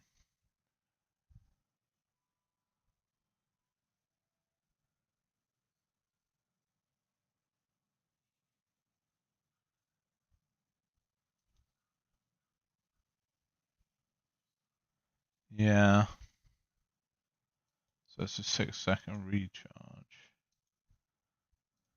Yeah, that's the thing. I think I need to figure out the timings for it. That's where I'm kind of falling over. I'll do some digging on YouTube and see if I can find some timings for season 1.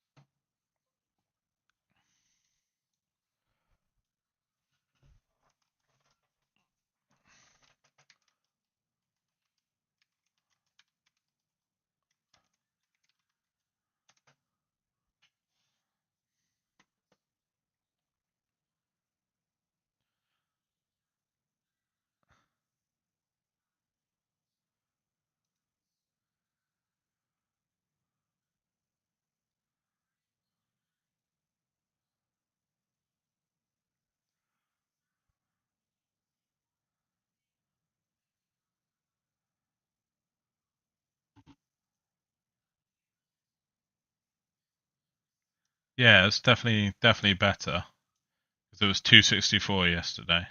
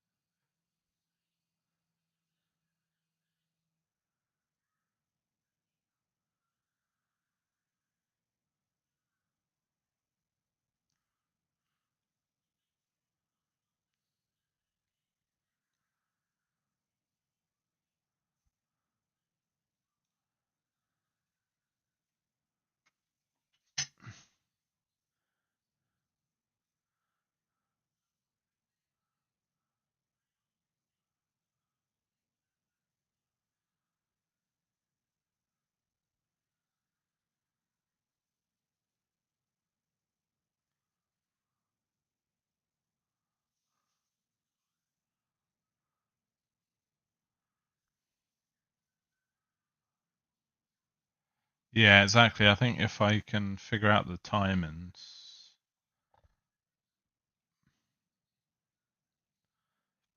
I'm just scanning through some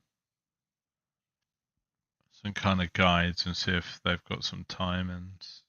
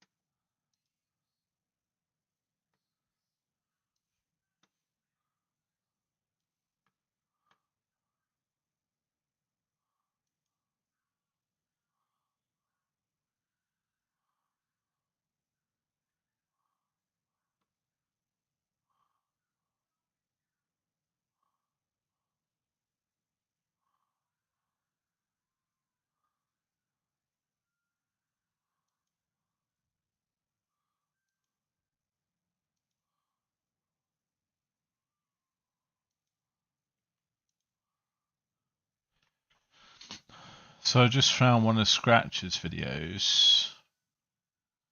He has them going 17.5 recast, and then has the team doing 12 initial.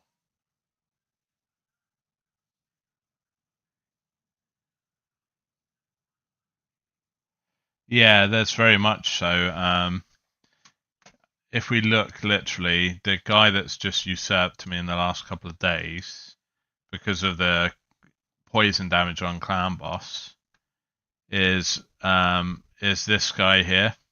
Because I was first at one point, but me and Amaral, who's in first, we've been kind of going back and forth the whole time, jumping from first to second. But this guy's just jumped me yesterday because he's been getting some better results with his poison team. He's got a very good poison team, so if I can jump up to second, I mean top 3 I'm happy with, to be honest.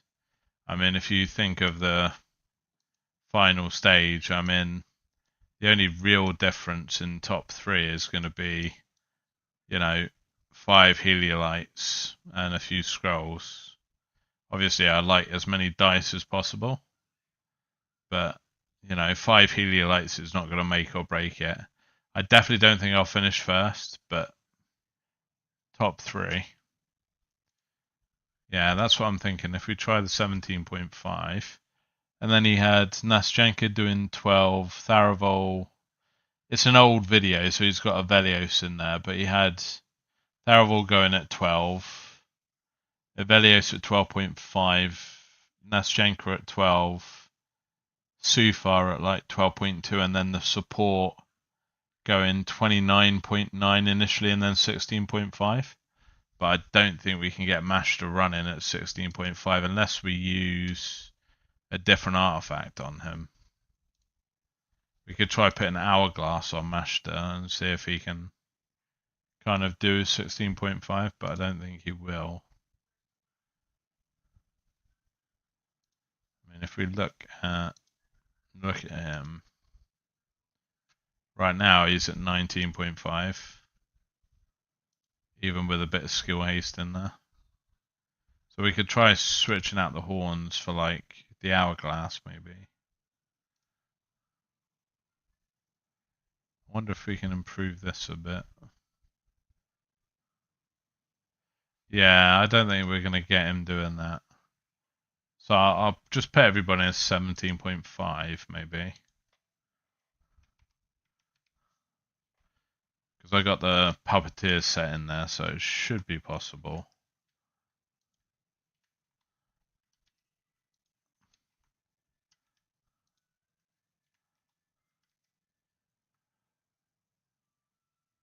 Do I not? I'll double check that actually. Because I can always put that onto someone.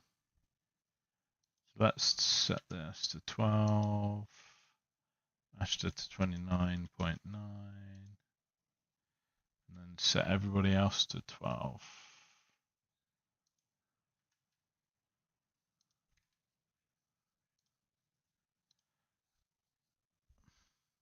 Oh yeah, that's a good point. I didn't put it on anyone. That's probably a good shout. Right. Puppeteer.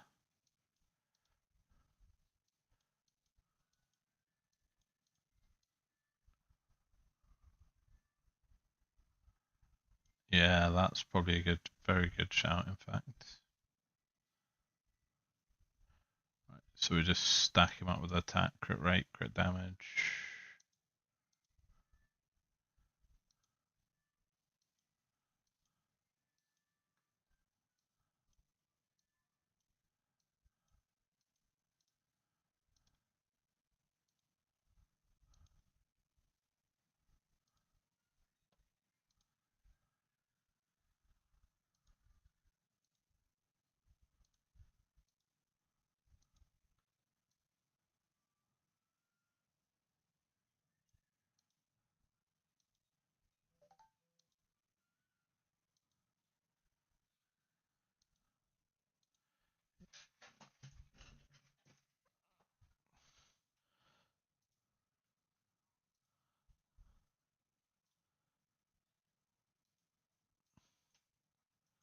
Let's see what damage we can get out of it.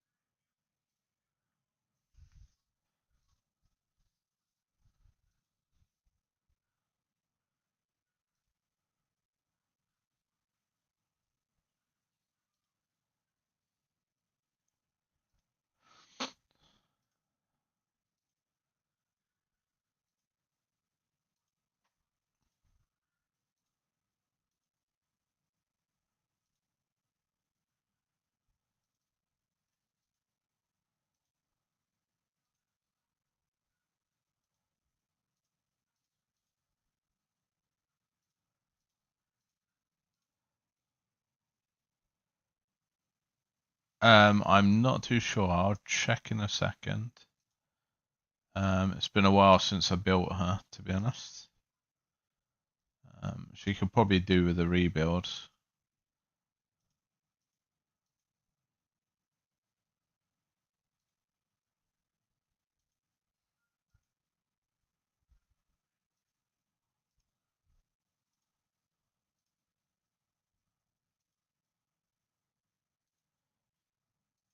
The only problem is with Season 1 gear, you don't get a lot of attack damage, kind of attack speed gear. Not if you want to use the mythical sets. So I don't think it's going to be high. Yeah, so she's got minus 29. Let's see if we got any better attack speed.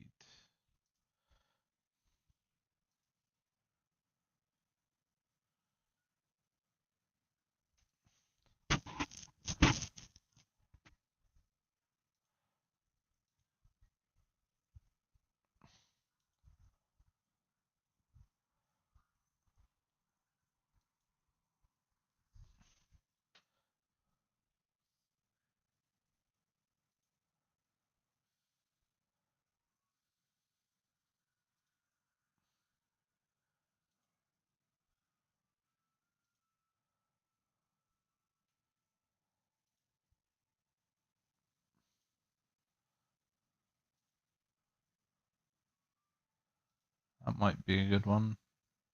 Gets her a bit more attack. Bit more attack speed.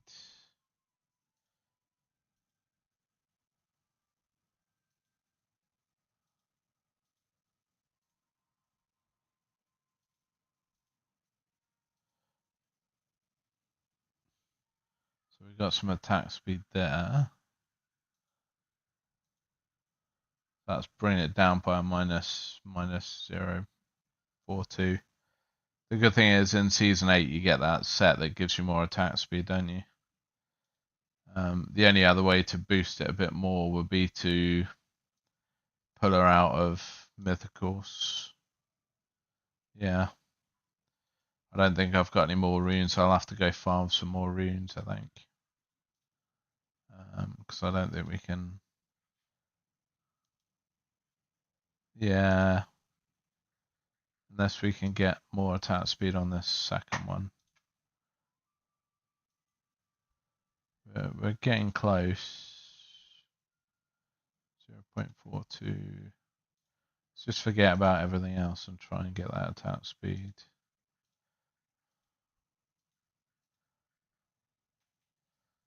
No, just not landing, is it? Oh, that could be good. There you go, 0.55. We lose a bit of crit damage, but we get it to minus 0.55. So I'd say that's probably a good shout.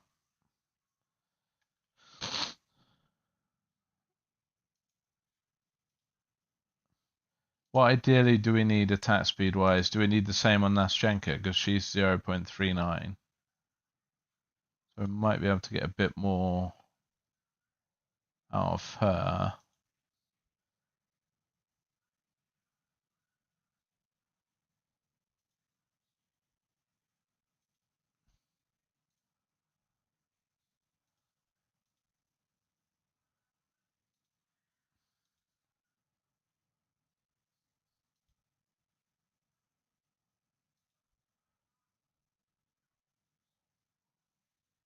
Okay, that's good. So she's a 0.21 then, so we'll leave her for now. Alright, let's give that a go with the new timings in place. Let's see if we can get over 300.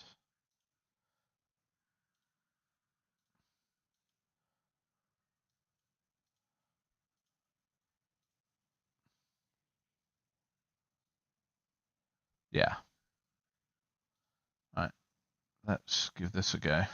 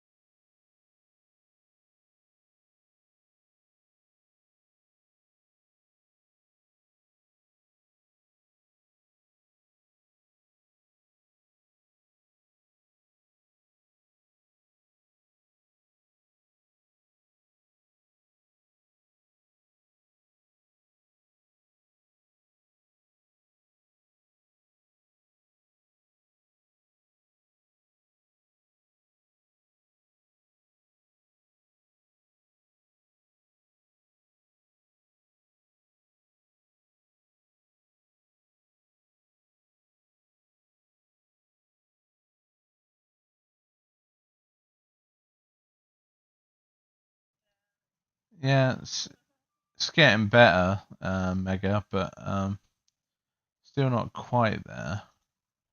Let's see. So she's doing. So these two are definitely doing the majority of the damage, but I don't get why they're not landing debuffs. Yeah.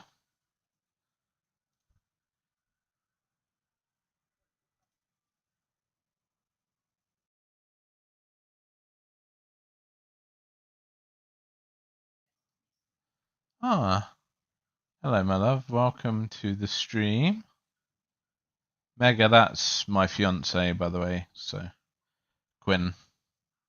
So, I'm not. I'm as much as you are helping me. I'm not calling you. I'm not calling you my love. Yeah, it just seems strange, doesn't it, that it's not landing the debuffs.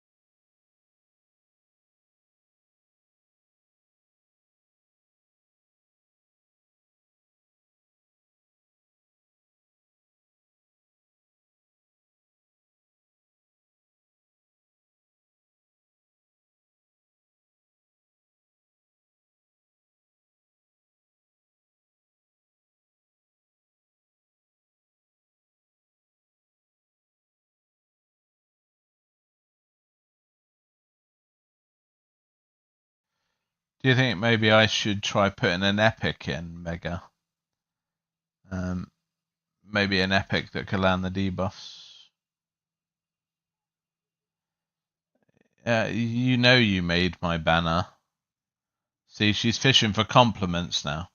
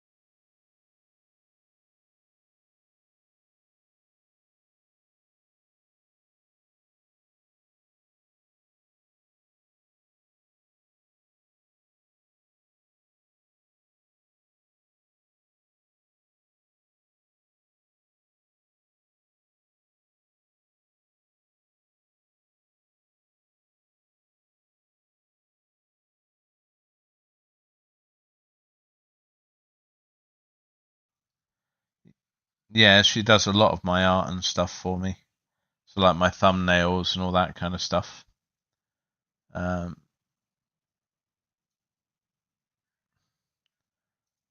it's nice having an artist, and yeah, maybe I sub out Sabu Kong because he's not doing a great deal of damage, is he? I wonder what epics I've got that I can sub in that might do a better job.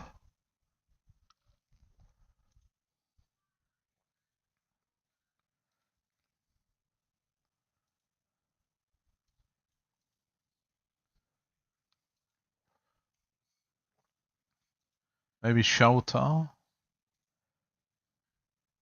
Lightning Shield. He might do a bit more damage than Wukong, maybe.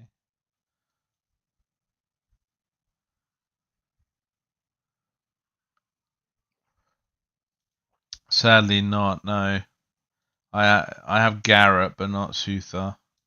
I've got Nimbus, Vanny.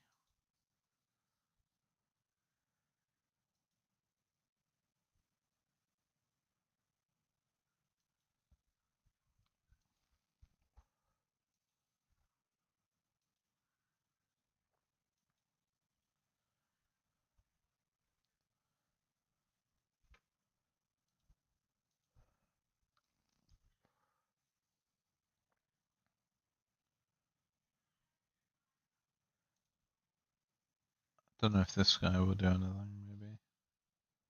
Grants a shield defense up to all allies for 10 seconds.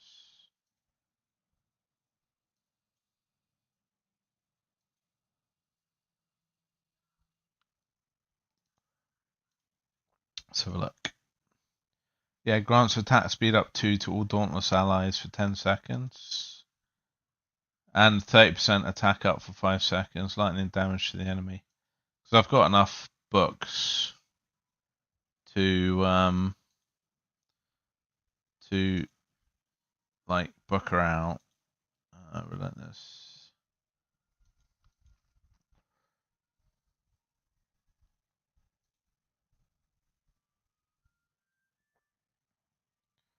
Yeah. Maybe let's do Thani and then we can.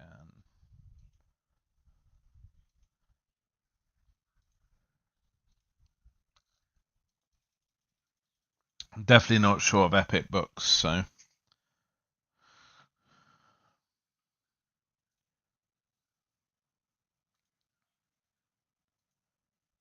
Alright, so let's bring her in. And if we build her with some accuracy, maybe she can land. Maybe she can land our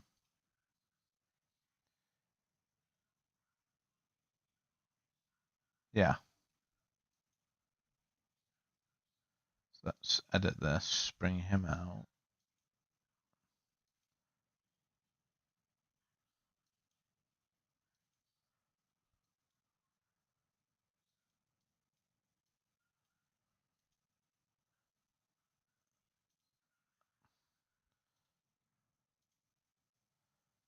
Let's see what she needs. So basically she's just attack based.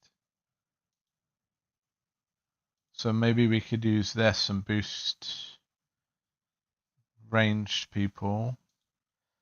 Or we could try this. Orb of the Dragon Gods. Because they gain extra damage. So that gives a bit of extra damage to everybody else, doesn't it? So, or we could try. But I don't think she inflicts a debuff, does she? No, she doesn't. Grants attack speed up, gains, and deals lightning damage.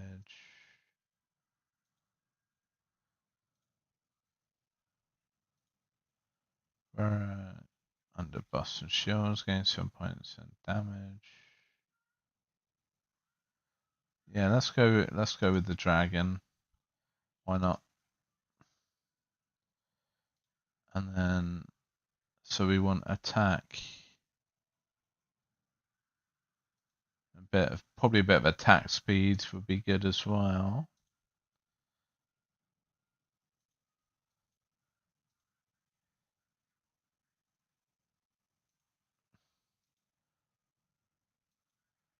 Got skill haste.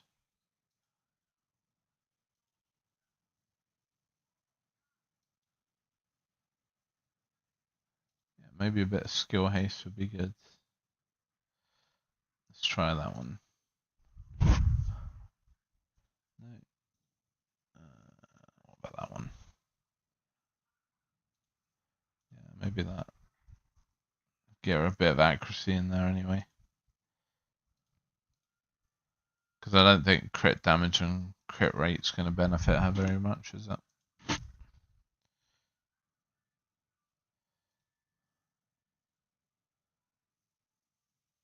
I don't believe so.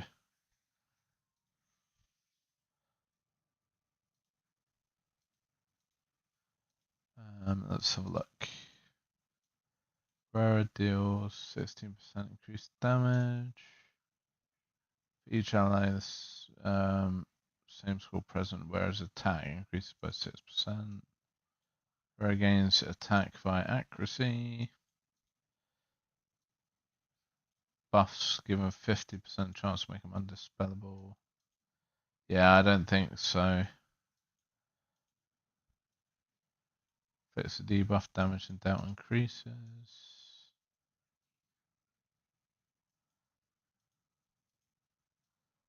Negative effects. Additional critical.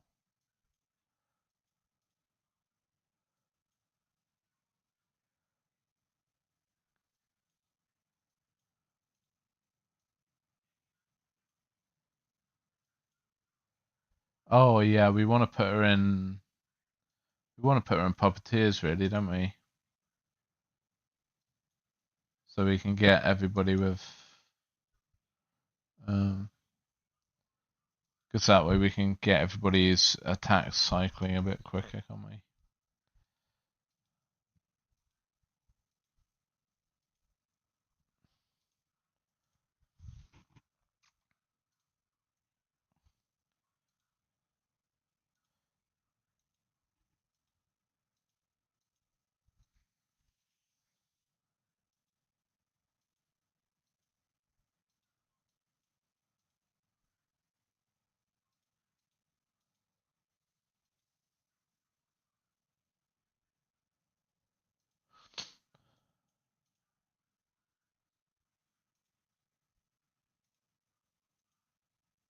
Right, we haven't got a very good attack-based weapon, so let's try the other pieces.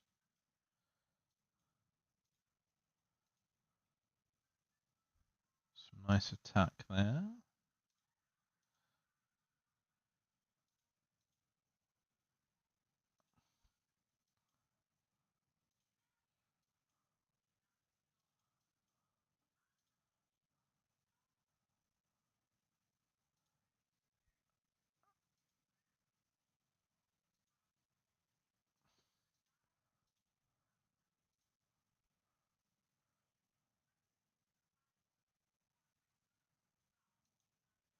Yeah, we'll take a look and see if we can squeeze any more onto him. That's the tricky part, is getting enough on him.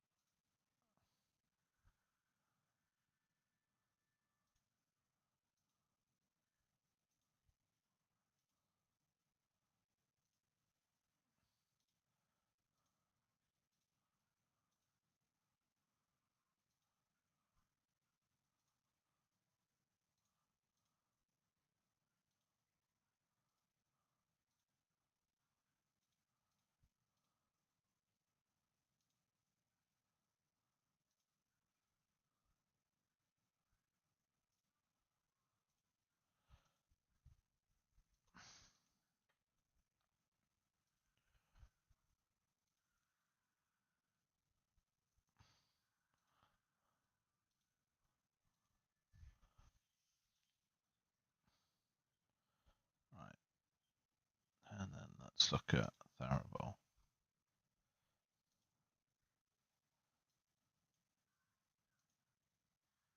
So maybe we swap out the crit damage gloves she's wearing for crit rate gloves.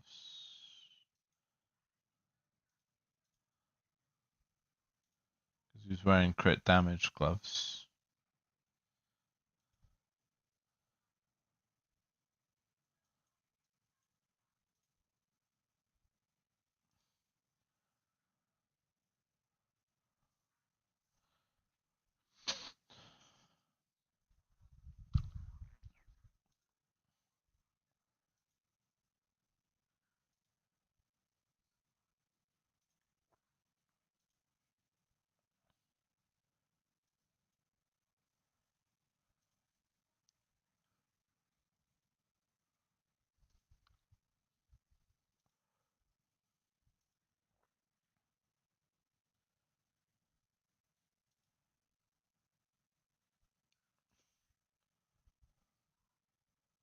He's still got plenty of accuracy there. Can we a bit more accuracy from anywhere. I don't think we can. What other crit rate ones have we got?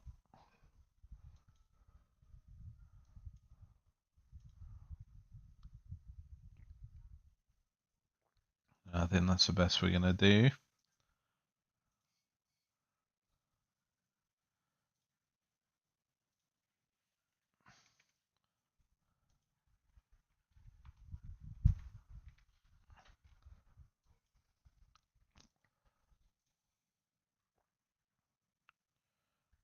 Let's give that a go.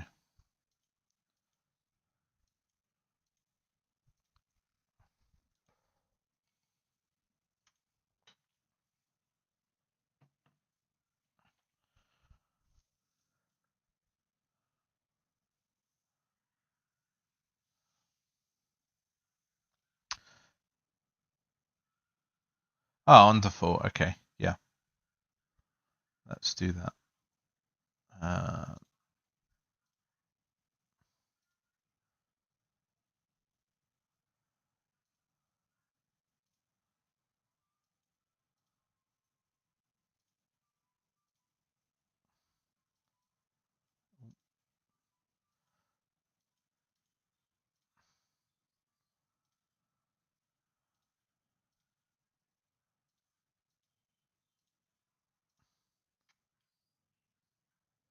Yeah, exactly.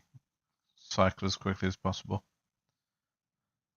Right, while that's quickly running, mate, I'm just going to quickly pop to the gents. So I'll be back in a few minutes.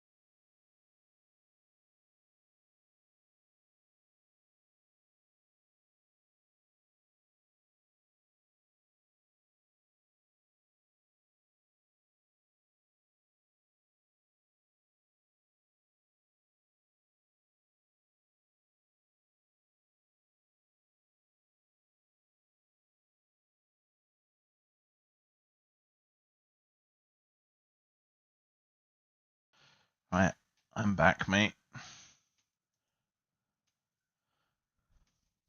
It's not looking too bad so far.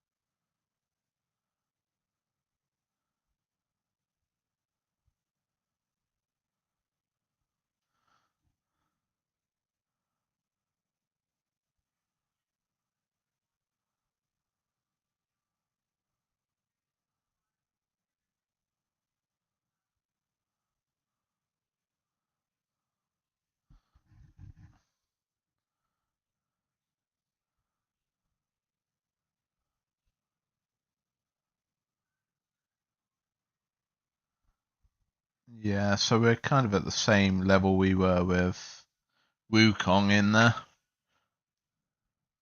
Because Wukong did about 280. It's definitely an improvement, but I think that's kind of the best we're going to get at the moment. Don't you agree?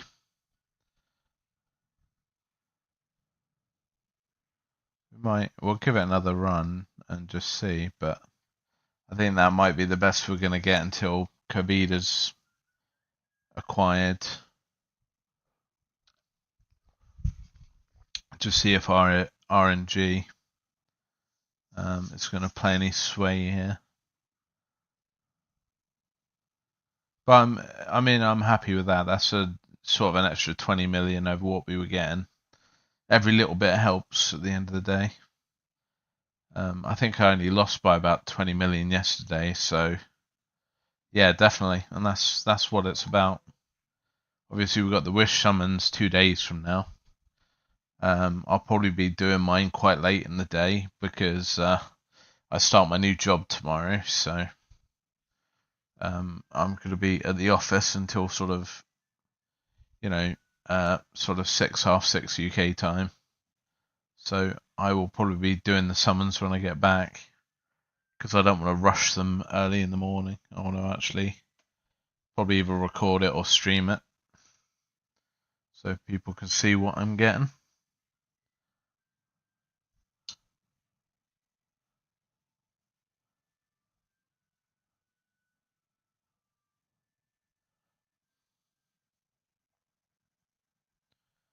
I've already got my 800 dice saved up, so I will be going all the way no matter what.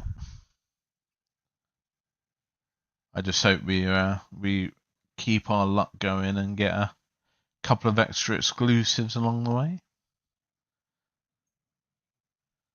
Ideally, my ideal kind of pull is, depending on which I go for, Dauntless or Ice Blast. If I go for Dauntless, I like obviously an extra copy of, I'd like an extra copy of definitely. I will select Kavita as the the champion to you're guaranteed to get because she's the missing kind of exclusive that I need. But if we can get an extra copy of Guinevere or Nazjanka along the way, I'll be happy with that. And then for the poison, I definitely want at least one copy of Slate, so I'll lock him in as the guaranteed champion. But obviously, if we can get a second copy of him along the way, I'll be happy. If we can get any copies of, yeah, exactly. If we can get any copies of, obviously Serpent Temis along the way as well will help drastically. We might actually break just shy of 290, but I'm happy with that. I'm gonna lock that in, I think, because that's definitely well improved.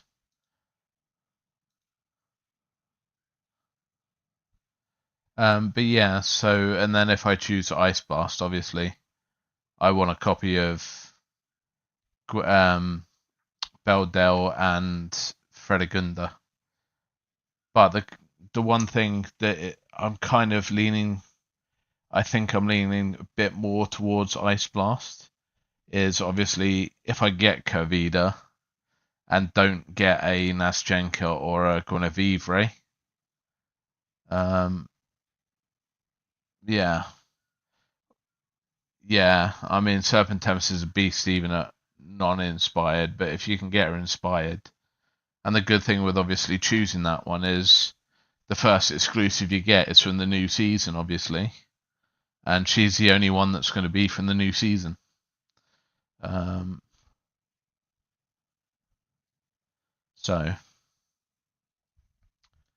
But yeah, the thing that's kind of leading me towards Ice Blast at the moment is I know I'm guaranteed to get one exclusive artifact at least if I go for Ice Blast.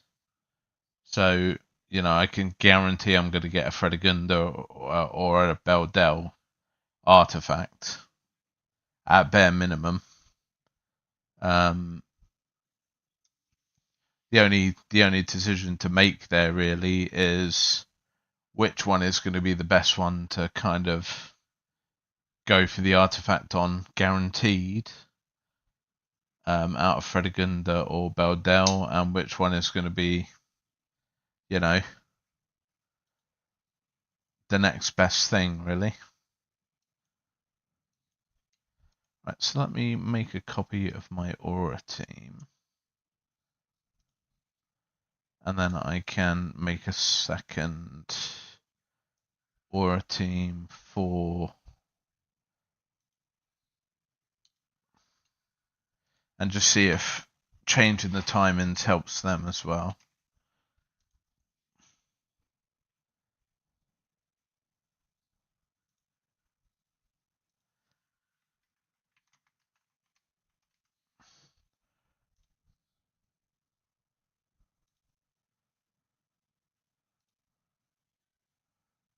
Because maybe, oh, they're all running on a 16, yeah. Because of Rena and the Puppeteer set, I have these guys running on a 16, so maybe if we change this to 17.5 all the way across.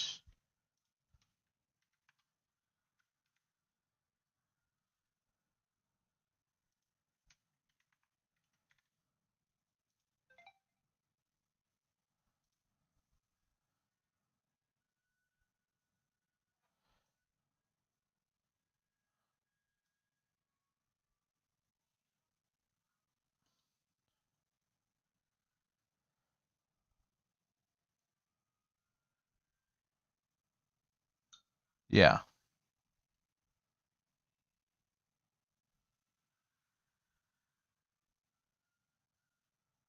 So if you had to choose out of the Ice Blast guys, who would you say would be better with their unique artifact first? Would you get more out of Beldel or more out of Fredegunda, would you reckon? Because I've been looking online and I seem to get mixed answers. Oh wow, 13.5, that is really quick. I've been running them on 16, I didn't know I could go that quick. I might have to change my Vortex boss then and do a run at 13.5. Just to see if I could get more damage out of it.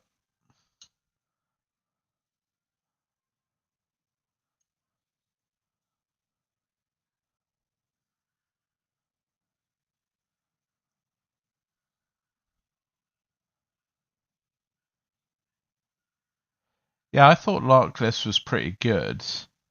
But the problem with me, for me, was I didn't have a summoning team, which is why I didn't go for Larkless. Because I didn't have a Lewannis, I didn't have, an Urzilus, I didn't have Bernard or Dark Lady, so I kind of didn't really think about going for summoners. And in this team, obviously in the Aura team, I missed out on Analysis, which is why I'm running Rose instead. But I have heard through the grapevine, the devs have said that Analysis will be coming back on a future banner. So fingers crossed that will be soon. And I can get her into my team, because that will make a big damage boost.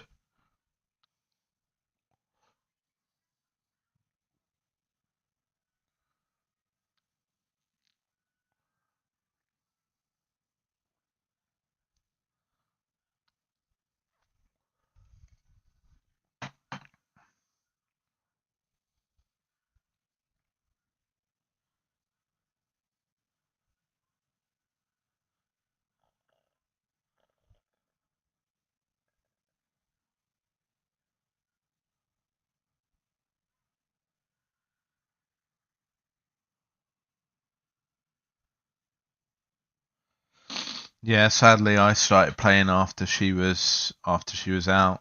And I mean that I would love to get my hands on that Heroes of Might and Magic relic. But I don't think they're ever going to bring that back, so I think I'm rather out of luck on that one.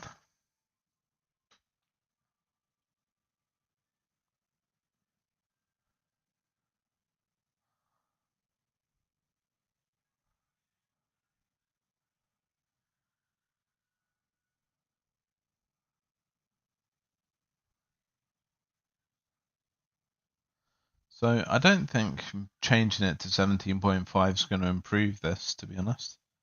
Because we've got a minute left and we're not even over 700, whereas my other timings, we got 774.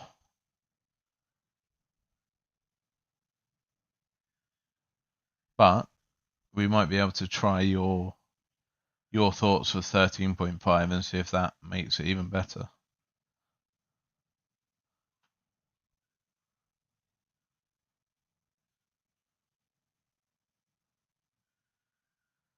Yeah, I would hope it would, but yeah, so that's nowhere near the same kind of damage. So let's redeploy. Let's change the skill timers again.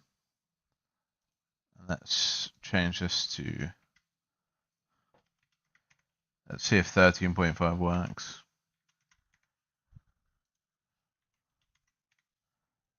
I kind of just let Rena do whatever she wants, but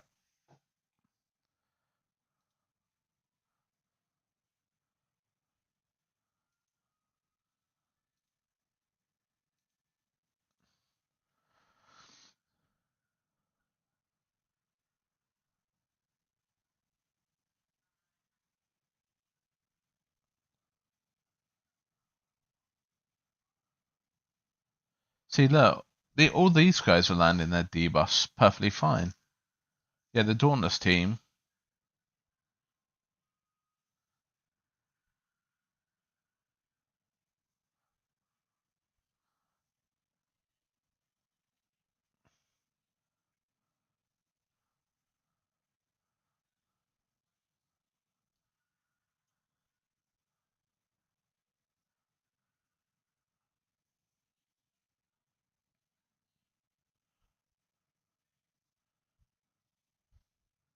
I do know what else might boost the Dauntless team is both of my familiars are set up for more AoE damage, so maybe I need to set up a single target damage familiar that focus on single target stuff, because that might boost their damage, because my familiars right now just use AoE stuff. So that could help doing single target teams, maybe set up another one.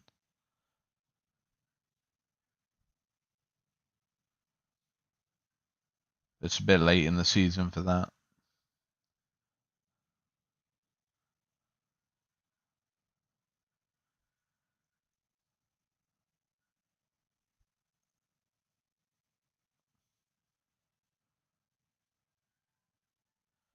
Yeah, so I've got two main pets at the moment. So I've got a 6/6 talented Tressim, but that's mainly AoE damage. I don't at the moment, but I can start building one. I've got some eggs that are hatching and stuff, so I could keep one and start building one out.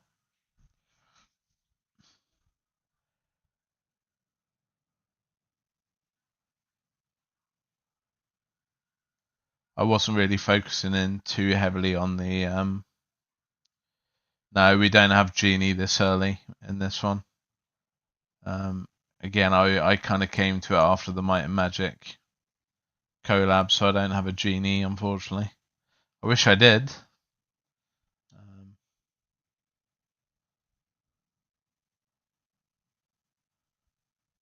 I can probably get a couple of chests with the golem that kind of give me 3 talents and stuff.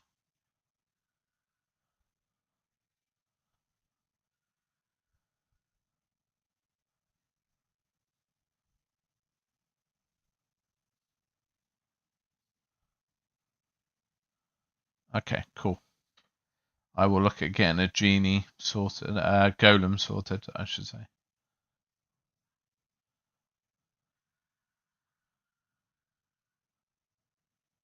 Because I think that will definitely help with the single target stuff. I'll see if I can go do that in a minute. Yeah, I noticed that. It's So when I was on the test server, I saw that the servitor, I think it's called, isn't it? So I'll definitely try and get one of those when we get into season 8. Yeah, so even this 13.5 doesn't seem to do more damage on this one.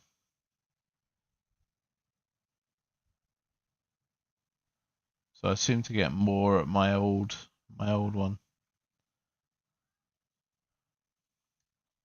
I'll show you my my builds for this because I've been struggling to kind of get any more damage out of it. Yeah, the servitor is the one with the same skills, isn't it? Yeah. So if you don't mind, I'll get you to have a look at my Aura team builds because you might be able to give me a bit of guidance on if I can improve any of them really. Because I've kind of plateaued on getting extra damage out of them. So let me go to my default, which is this one. So this is kind of my my Telethia build. So I've kind of split it between HP and attack. And then obviously got her over 100% crit rate and, 240 plus crit damage. I don't know if there's better or worse to be had on that. And then obviously got Linkos in Puppeteers at the moment. Max's crit rate, a bit of crit damage. And again, a split between HP and attack. Then Rose is doing my Witch's Remains because she's attack based anyway. So I focus mainly attack and enlightenment for a bit of healing, a bit of accuracy.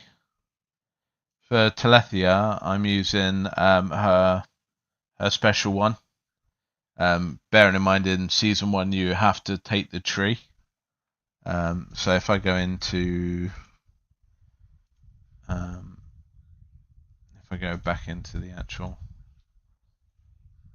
so with talents on these you have to take the full tree in season 1. So I went down and obviously got her her specific talent, and then kind of Diantha I've gone top tree, and then Linkos again top tree, and then with Rose I think I went middle tree because she grants them to buff, and then obviously Rena, obviously her custom talent.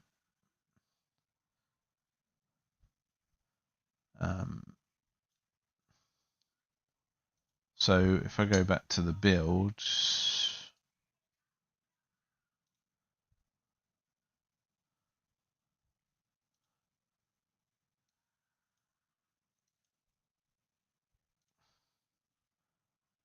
so yeah, Telethia's kind of got my best gear on the account, to be honest.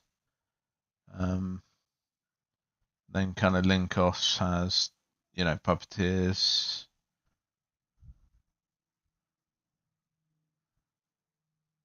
And then Rose is Witch's Remains. Again, I split between enlightenment and accuracy, so she's got some healing going and some accuracy. Then Rena, I put the staff on her for the shields. Okay. Yeah, I could definitely give that a go. And then that's my Diantha build. So she's got the horns and then full mythicals, so she's full crit rate, 175, 225. Crit damage. Her attack's a bit low, but her HP is pretty good. Then I've given her a bit of a defense as well. But yeah, that's generally my aura builds.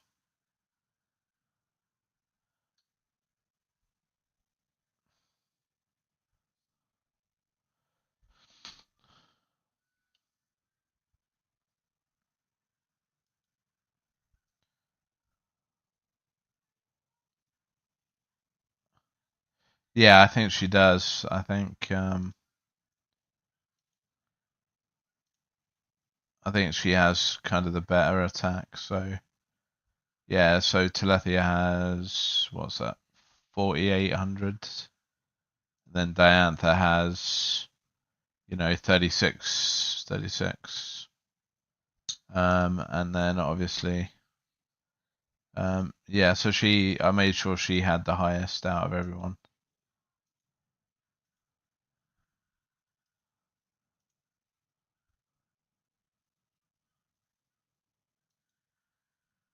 Right, let's see if we can go and get a golem.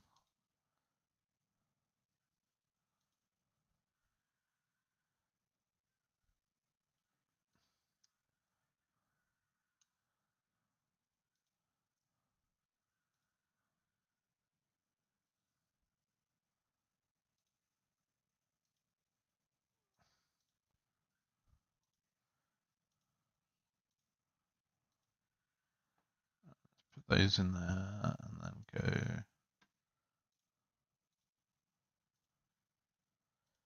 into the exchange. Oh, I think I've already bought it actually. It's in my pack. Ah, there it is.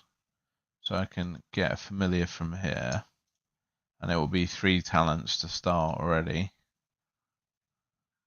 Oh, 1 talent, okay.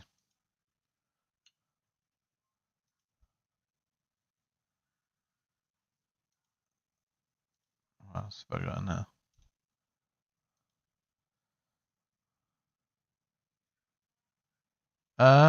I think I had Dragon Orb. And then I had on Diantha I had the horns, and then on him I had Dragon Orb. Because obviously Rose at the moment is putting out the defense down because she does it quite consistently.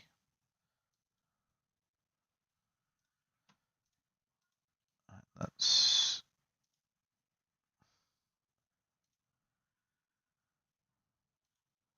so. Have we got any that have increases AOE damage? We don't want that. Yeah, that will do. What's that? Eyes.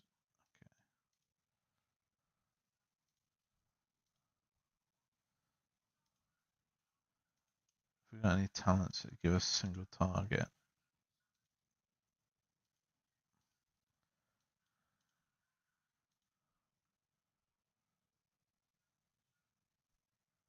Yeah, I could try. Yeah, I was using the staff on Rena because of the big heal. It gives everybody a big shield, so I could try doing that.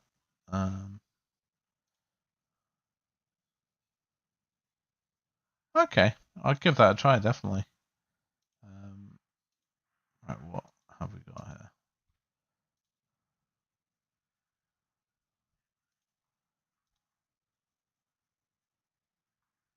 No, we don't want that. Let's just try and get some talents going on these. No.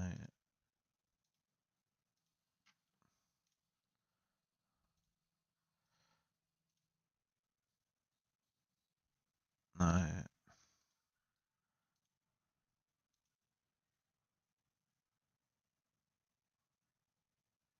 That's right. No worries, Baldy. It's all good.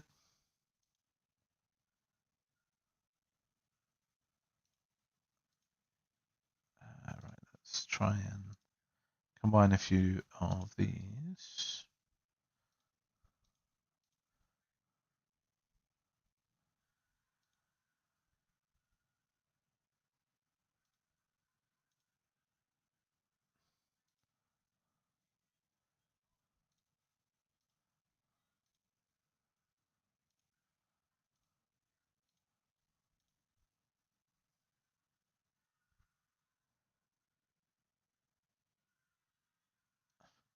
I haven't. I was a bit ready to use it if I'm honest. I didn't know if it would be any good or not.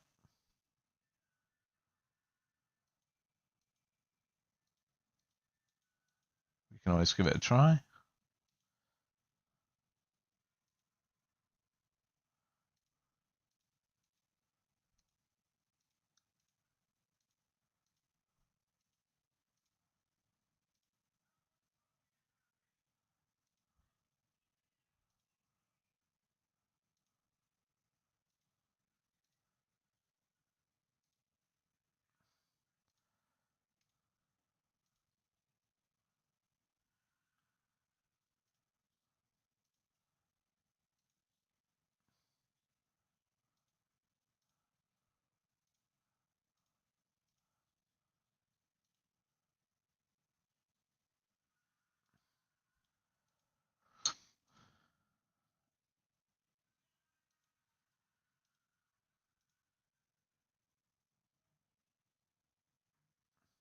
Yeah, it's a good shout. Yeah.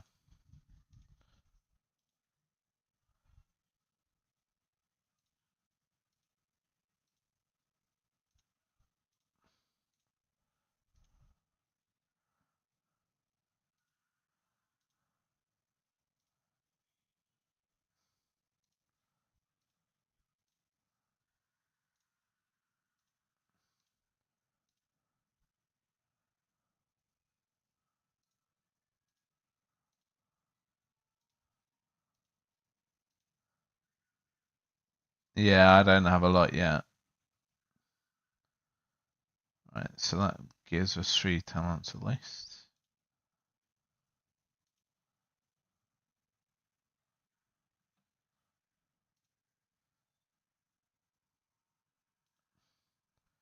Then I think what we can do, I'm not going to do it yet, but I think I've got a chest here somewhere where I can get a couple of these, so there might be one that gives us generic defense.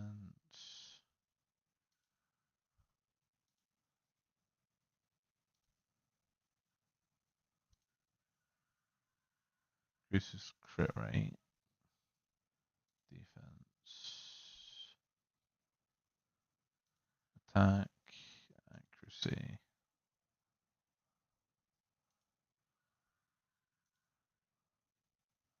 Yeah, so crit damage might be good.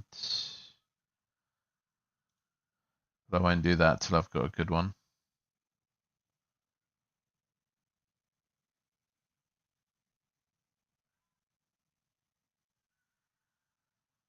Indeed, yeah.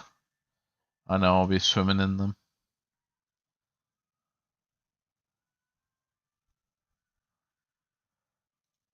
Right, so let's go back to where we were.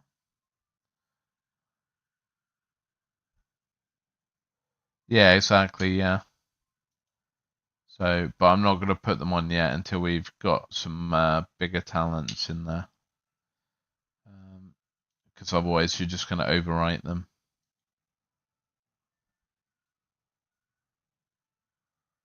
Right, so if we go, where's my ice blast?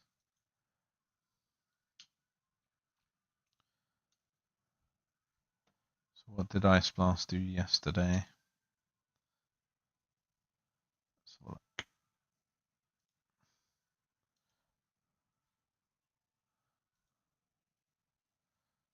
273 mil yesterday.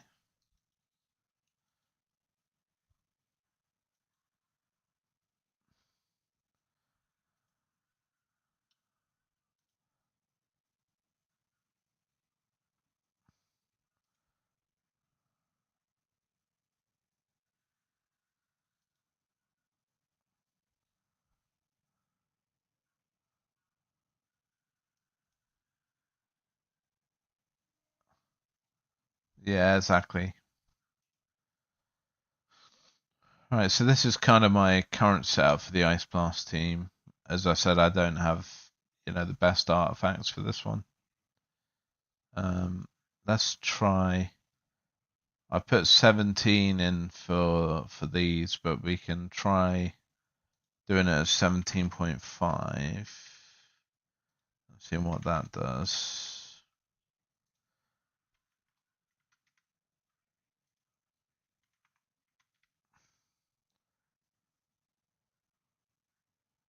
Yeah.